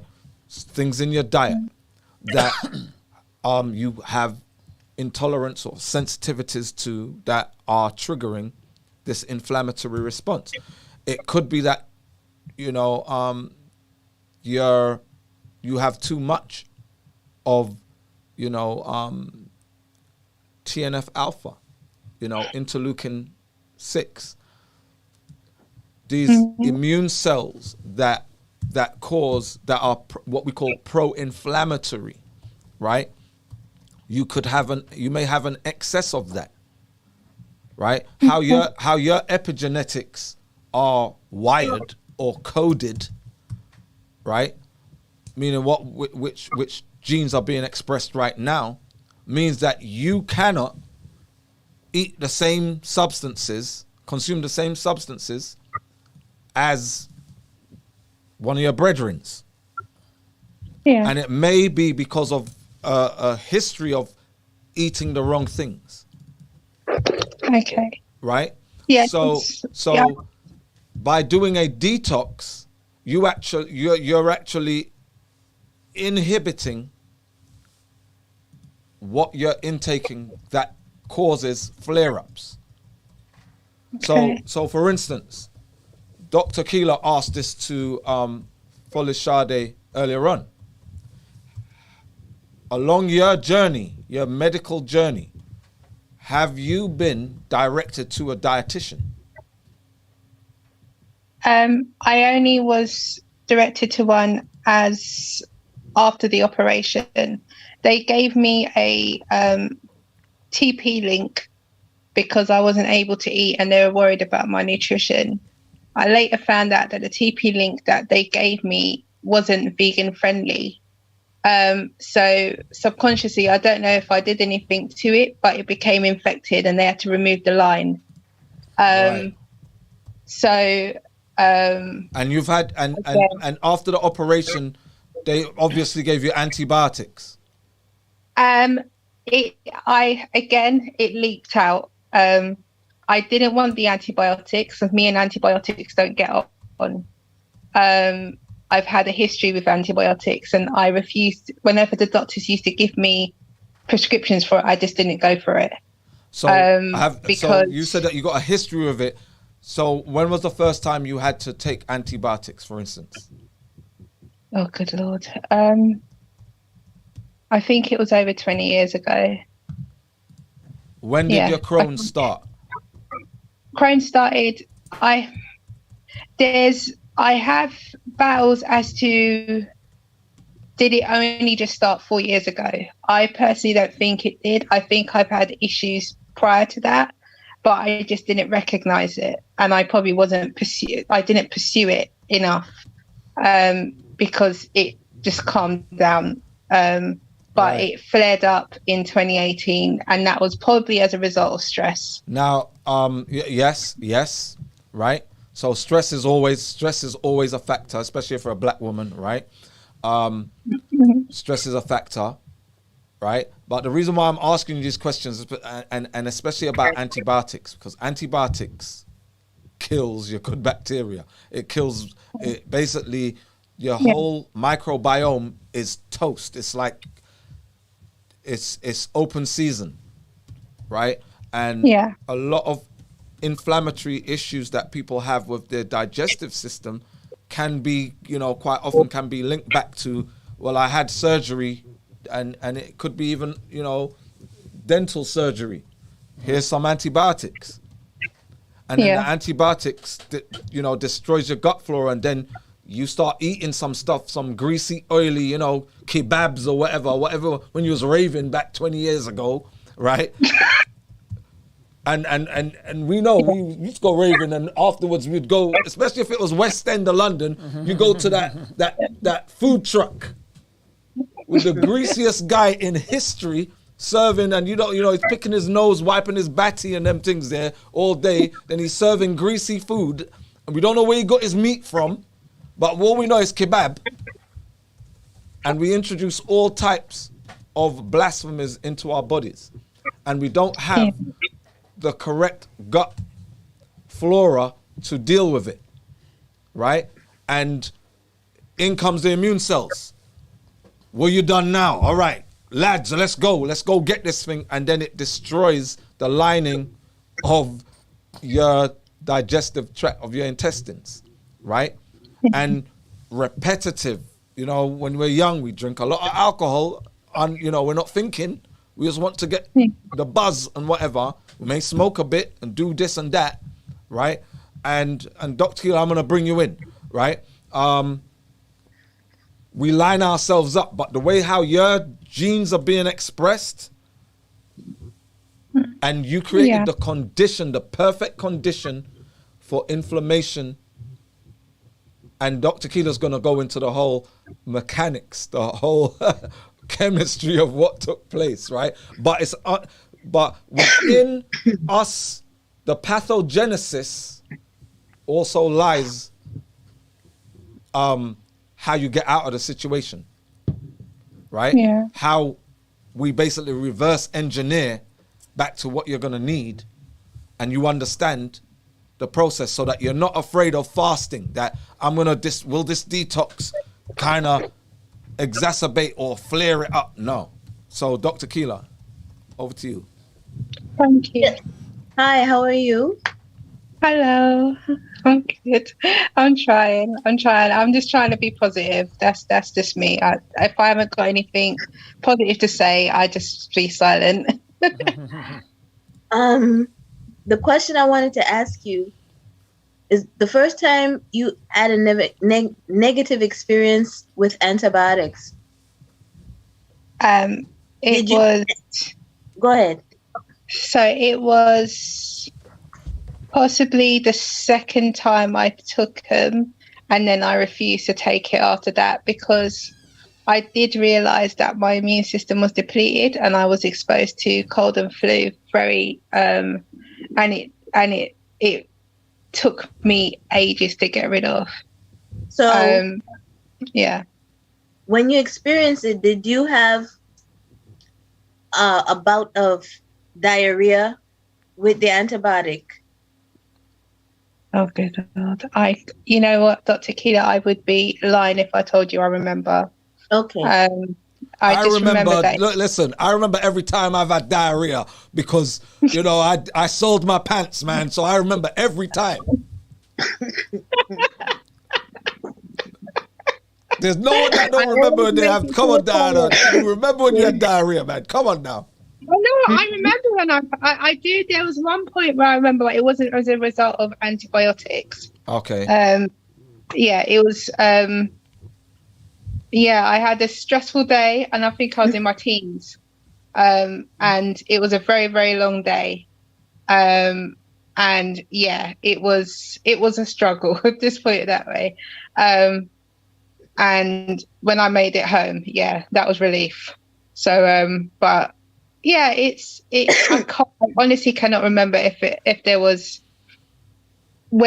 any diarrhea as a result of antibiotics. The reason I was asking is because sometimes what happens with people when they're put on antibiotics for one condition, they end up, like Dr. Amsu says, completely wiping out their normal flora, their gut microbiome, basically their gut bacteria with a few helpful fungi, and they end up not being able to absorb anything.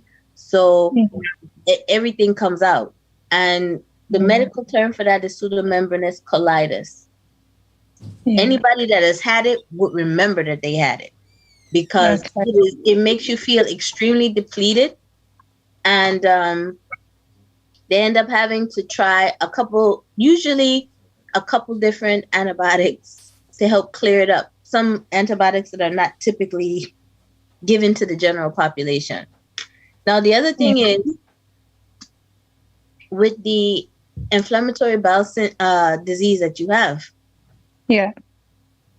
Do you do a food diary to see what sets you off as opposed to what calms your gut down? Yeah, I know that initially I used to love Cavallonero, like black kale and green kale. Okay.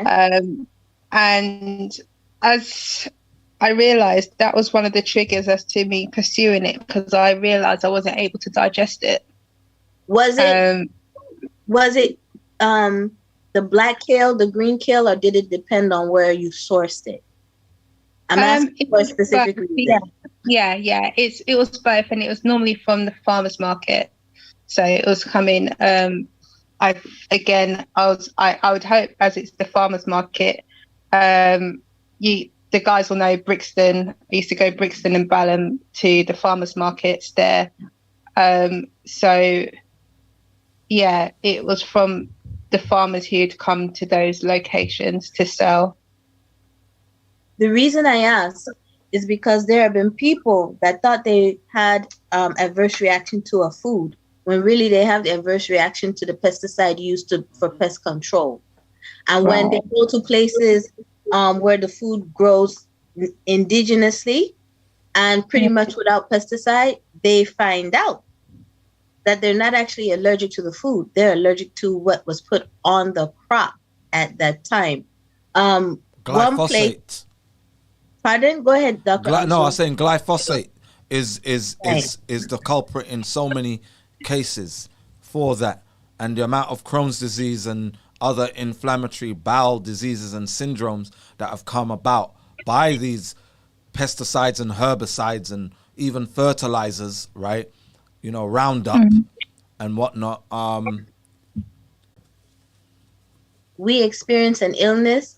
We don't just experience on one level, we experience on multiple levels. We experience on the electrolyte level, which is the ionized minerals. So we either have mineral excess or mineral depletion, which translates into certain enzymes and other proteins not working properly, which translates into certain hormones not working properly, certain neurotransmitters not working properly.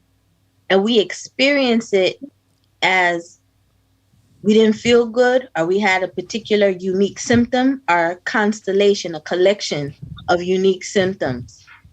So that's why I was asking that question, because I figured 9 times out of 10, there was either an activator or an inhibitor or a carrier introduced to your system based on some food that you ate from a particular source that was the trigger event.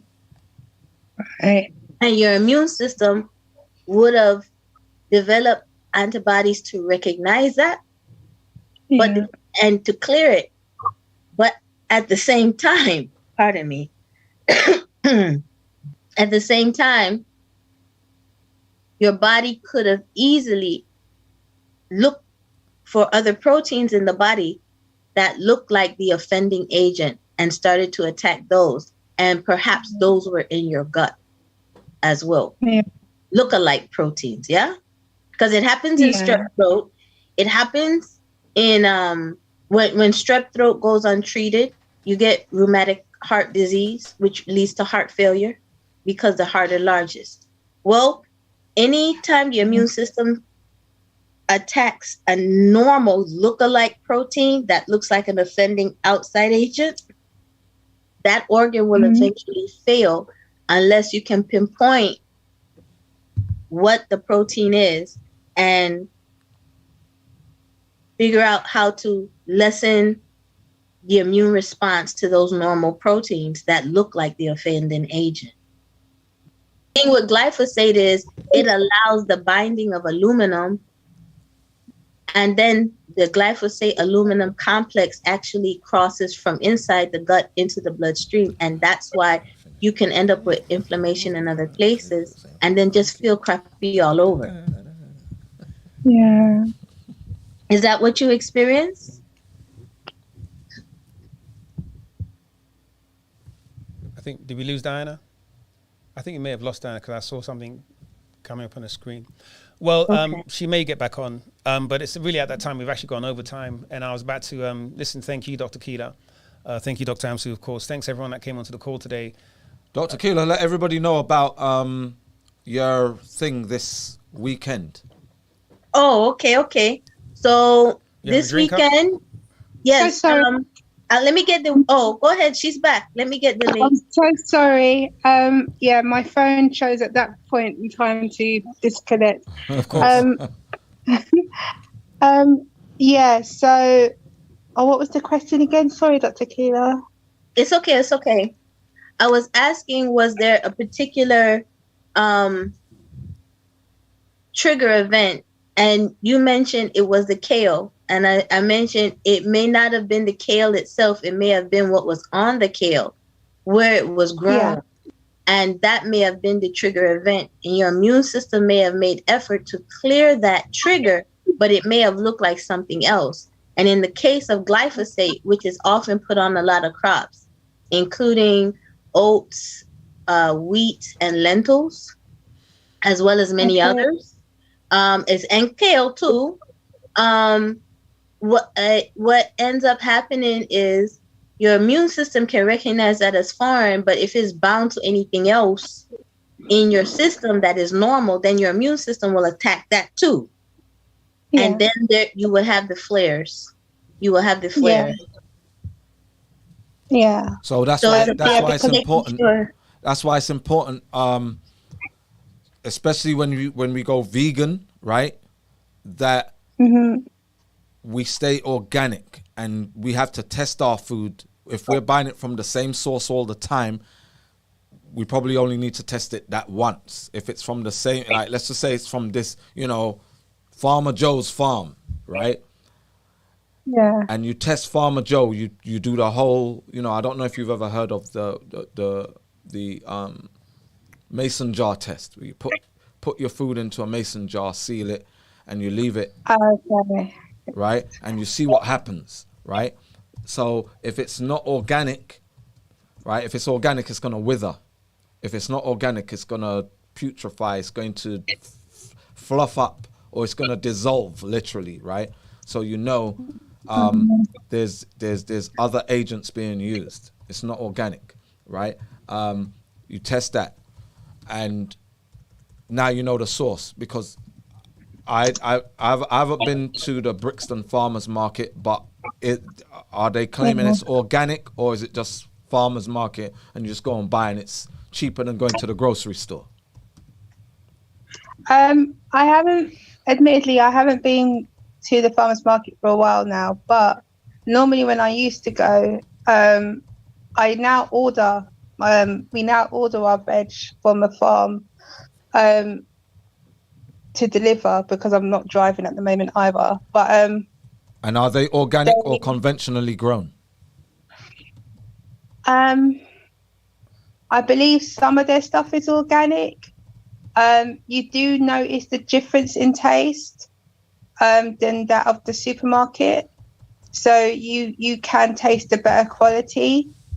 That much I will say. I can't say. Because typically, if a farm, if you got an organic farm, it's going to be organic throughout, because you can't spray down some crops, and there's the wind is gonna carry even if you don't. So either it's organic or it isn't. And the reason being, have you heard of the Dirty Dozen?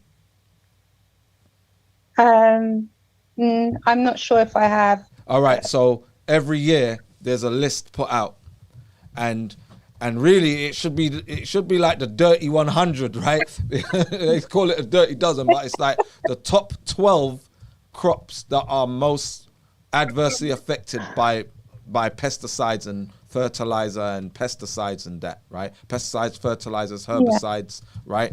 And it actually contaminates. They're the most contaminated. So every year there's a list, and then there's a clean 15. But things like kale, they're always either in the Dirty Dozen or just outside of the Dirty Dozen, if it's conventionally grown, right? So you have to, this is a thing that, one of the dangers of, or really the only danger when we go vegan is, what's the source of our food? Is it GMO, right? Because you got GMO that can be organically grown, right? Organic seedless grapes, for instance, right? Is it GMO or is it not non-conventionally grown, meaning that it's organic, it truly is organic, or is it wildcrafted, which is, they're not using any chemicals. It's not chemical agriculture that has grown it, right? So again, a lot of illnesses that we see, and a lot of the illnesses that we're seeing due to chemical agriculture is digestive issues, autoimmune diseases, gender identification issues, right? Mental, psychological issues, right? And it's becoming more and more prevalent throughout society, and it's getting worse. It's getting worse and worse. So everyone's immune systems have been compromised, and our DNA has been compromised. Well, listen, Yeah. guys. Diana, Yes, we're about to Mr. leave. Breaks. How are you feeling today? I I did have quite a bit of pain, and I've had to put on like a menthol patch, to a natural menthol patch that helps with pain. And you know, it's just like this kind of throbbing pain that I get in the side, like my waistline area. And that's what's confusing a lot of the times. And I don't want to take here's the lie, Diana, right? painkillers. Here's the lie, Diana, right? So Yeah. people who suffer with Crohn's disease, they basically put you into submission from day one, right? Dr. Yeah. Keeler, right? Here's what they do. People who suffer with Crohn's disease, it cannot be cured. There's no cure for it. So you're like, well, what am I gonna do then? You are at their behest. You're at their mercy at that point. That, all right, what do I do then? See, all right, jury. Whenever they tell you there's no cure for something, I do hear you. now they're clocking the codes. Right, well, what we're gonna do is this procedure, we're gonna use this form of anesthesia, and you know, they're racking up. I mean, you're in the UK, but either you're gonna be on a long waiting list or you're gonna go private. If you go private, cha-ching, right? Yeah. And then it's what comes after. So whether you're paying for it or the government's paying for it, someone's paying for it. Yeah. So allopathic medicine lies and says there's no remedy. There's no allopathic remedy or cure. But in nature there is. And that in nature it's like, all right, got to change the diet. Got to change what we're putting in. Yeah. We got to supplement. So in conclusion to your question is no, but here's the thing. You've had surgery, so your digestive tract has been compromised. Yeah.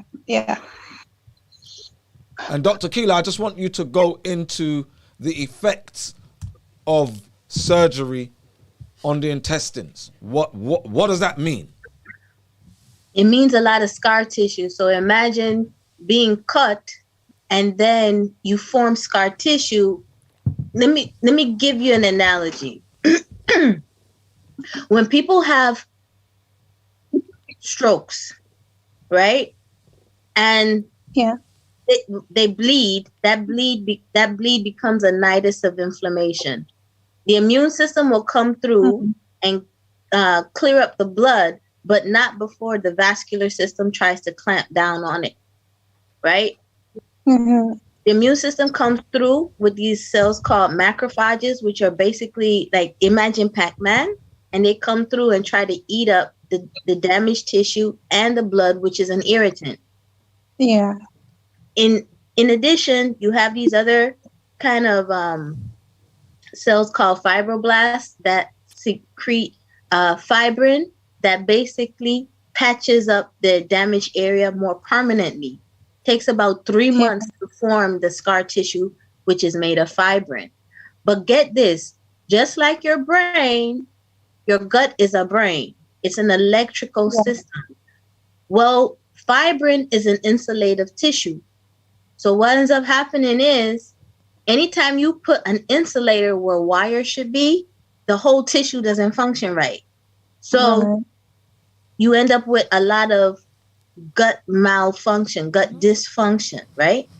The cells are not communicating properly. In addition, that scar tissue can overgrow and create strictures, right?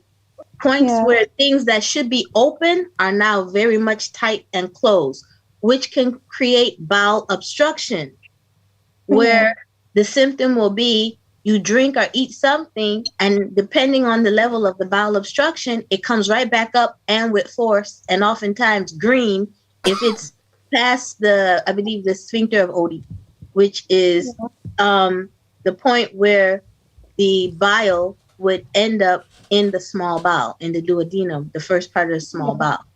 And that's very painful, it's very retching. Okay, Yeah. it's I did, exhausting yeah. and makes you feel like you can't catch your breath. I did, yeah. I did feel Okay. that way. So in addition, so if everything in medicine, everything in science, everything in life on this planet is about flow, pressure Yeah. and flow. And anytime you have points of constriction, you end up with blockages, so things cannot flow, so they go backward. And also anything that should go forward and be absorbed is not absorbed. So you end up extremely tired. You end up not being able to relax because you're not absorbing the minerals like the potassium, the magnesium that you need to relax.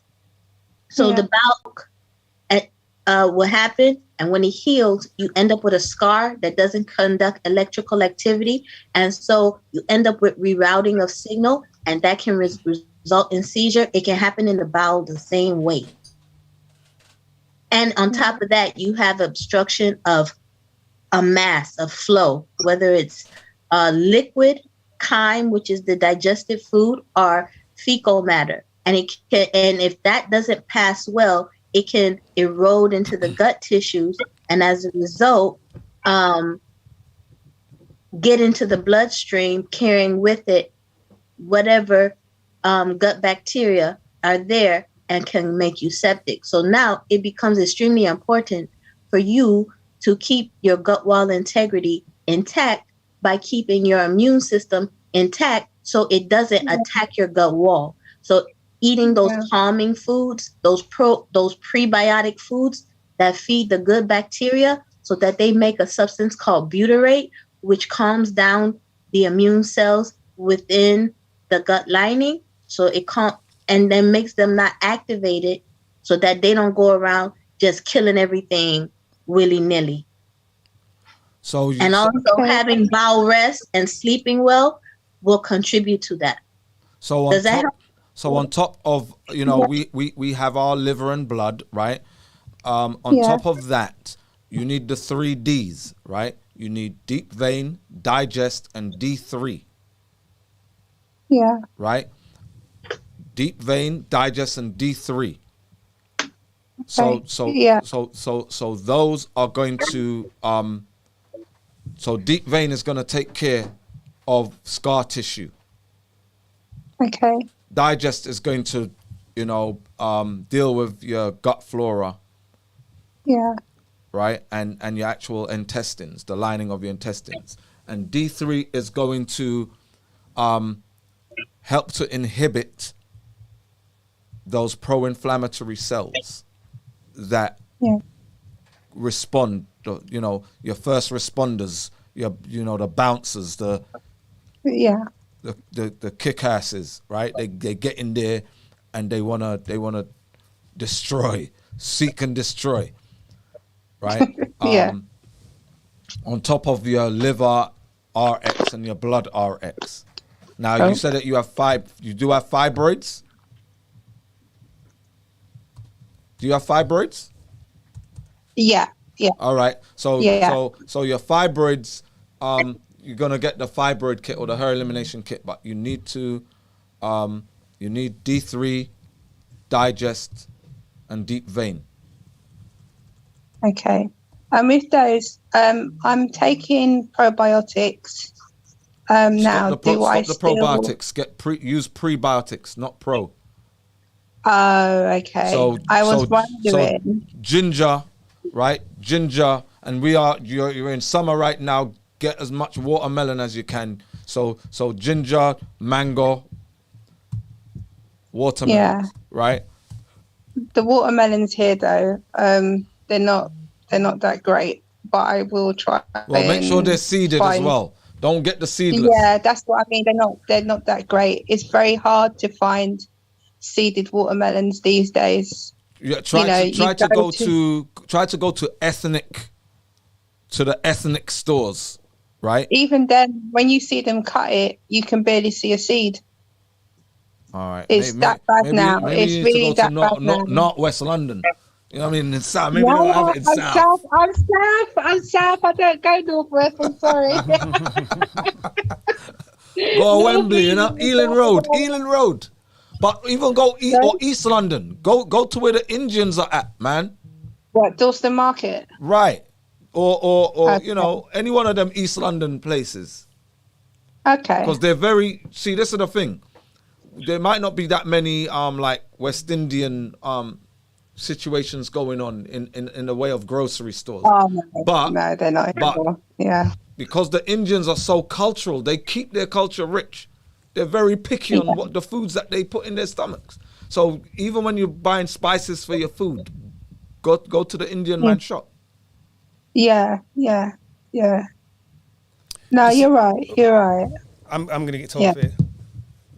So guys, Dinah, we've actually gone way over, but really appreciate you coming on. Sorry. No, don't apologize. I told you, don't apologize for being from London, and don't apologize for. That's what South Londoners do, innit? They consume all the time, mate. No. I'm being polite. As yeah? bad as they must feel for coming from South, you know what I mean? But we love everybody, you know, under duress, but we love them nonetheless, you know. Indeed. But listen, guys, it's been absolutely amazing. It's been brilliant conversation, brilliant insight, brilliant education. Dr. Amsu, Dr. Keela, brilliant questions. Sade, I think here. I think Sade may have gone. Oh no, Sade's still here. Thanks you guys for joining. Please come back. We're here Thursdays and Fridays. Now over the Labor Day weekend, there's going to be some alterations to. We may not have the Friday. I've definitely got something to do on Friday, but stick around. We're not going too far. We sometimes change it, but if we do, we'll send the email out and we'll let you guys know which day we'll be moving to. Look, they're calling us now, but no worries about that.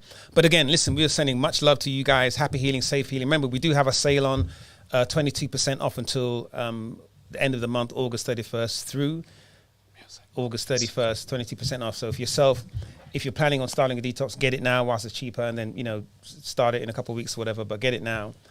Friends and family, listen, get the information to them.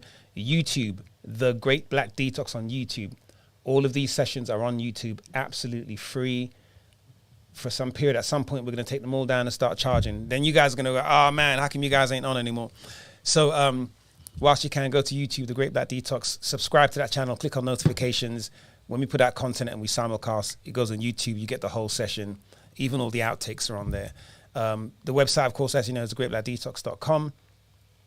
Go to My Condition. If you've got a condition you're not sure to get, use the My Condition tool. There's a little quiz on there you can take if you're not sure where to start. We have so many tools for you guys to get to where you need to get to. And failing that, or besides that, you can book a consultation with Dr. Amsu, Dr. Keela, one of our consultants, private consultation where you can really sort of share your story and get very sort of targeted answers for you specifically. We try and customize as much as we can on these calls, but it gets done better and people are more successful. Most people are more successful reaching their health goals when they start with a consultation and really understand what the pathway is for their healing rather than just sort of, you know, window shopping, which we don't mind as well, but we'd rather you get on the right path at the beginning. So mitigate failure. Dr. Amsu, final words, my friend. Thank you all for coming. Thank you, Fola Sade. Thank you, Diana. Thank you, Dr. Keela. For those of you who were partaking and didn't get or didn't ask a question and you were just listening in, thank you for attending as well. So we'll see you next week. Indeed. Dr. Keela. Oh, thank you for your patience too. I wanted to tell you. That actually was really helpful. I really appreciate it. Oh no, we're not patient. We use alcohol before we come on. We do shots. We do we're tequila loaded. shots. We're loaded. So we're like, yeah, whatever. Right, you know, just let's keep talking. You know, we're good. But thank you. Okay. Dr. Keela, anything from you? Remind everyone about this weekend. I put it back in the chat. I'll do that again. So okay. You guys. So one of the things that Dr. Amso and Ms. Alarti have asked me to do from time to time is share my presentations with their audience. And this weekend, I'm providing my audience as well as Ms. Wanda Floyd of WLF Academy. She owns her own cosmetology. She owns her own salon. We're educating people on the relationship between nutrition, medications, and hair loss. She's giving you the perspective from the cosmetologist chair. I'm giving you the perspective from someone who's worked in hospital, and this for people to connect the dots. I'm going to help you to connect the dots in a similar fashion as I do when as a contributor to, as part of the Electric Foods team, and basically breaking down the science in everyday language so that you get it, so that when you go shopping, you understand what you really need to shop for. When you're taking medications, you understand exactly what that medication is doing to you, and understanding why when you take medication X, you feel symptom Y, and then you have a physical change in your body, which is Z, and understand how that's connected to the hormones in your body and how it really throws off other things. And these are the things that allopathic medicine doesn't necessarily deal with on a regular basis, and why you have to master your nutrition. Indeed. Excellent. So please, guys, go along to that. The link is in the chat. I'll repaste it if I haven't done already. Oh, no, that's not the one. Dr. Keita, please I'll put it up. repaste it. Okay, you repaste it. So you guys grab that and make sure you get along to that session. Sure, it's going to be very rewarding information. So this is great. Free. Thank you. So unless we tell you otherwise, we'll be here next Thursday, 5 o'clock, same link. And hopefully next Friday, but probably Labor Day weekend, we're going to be quite busy out here. They're going to start fading in the music. As again, we are sending love to each and every one of you. Happy healing, safe detoxing, happy detoxing. Whether you're losing weight or trying to get rid of a condition, you're on the right journey. You're in the right place. The change starts with you. All right, folks. Peace out. Peace.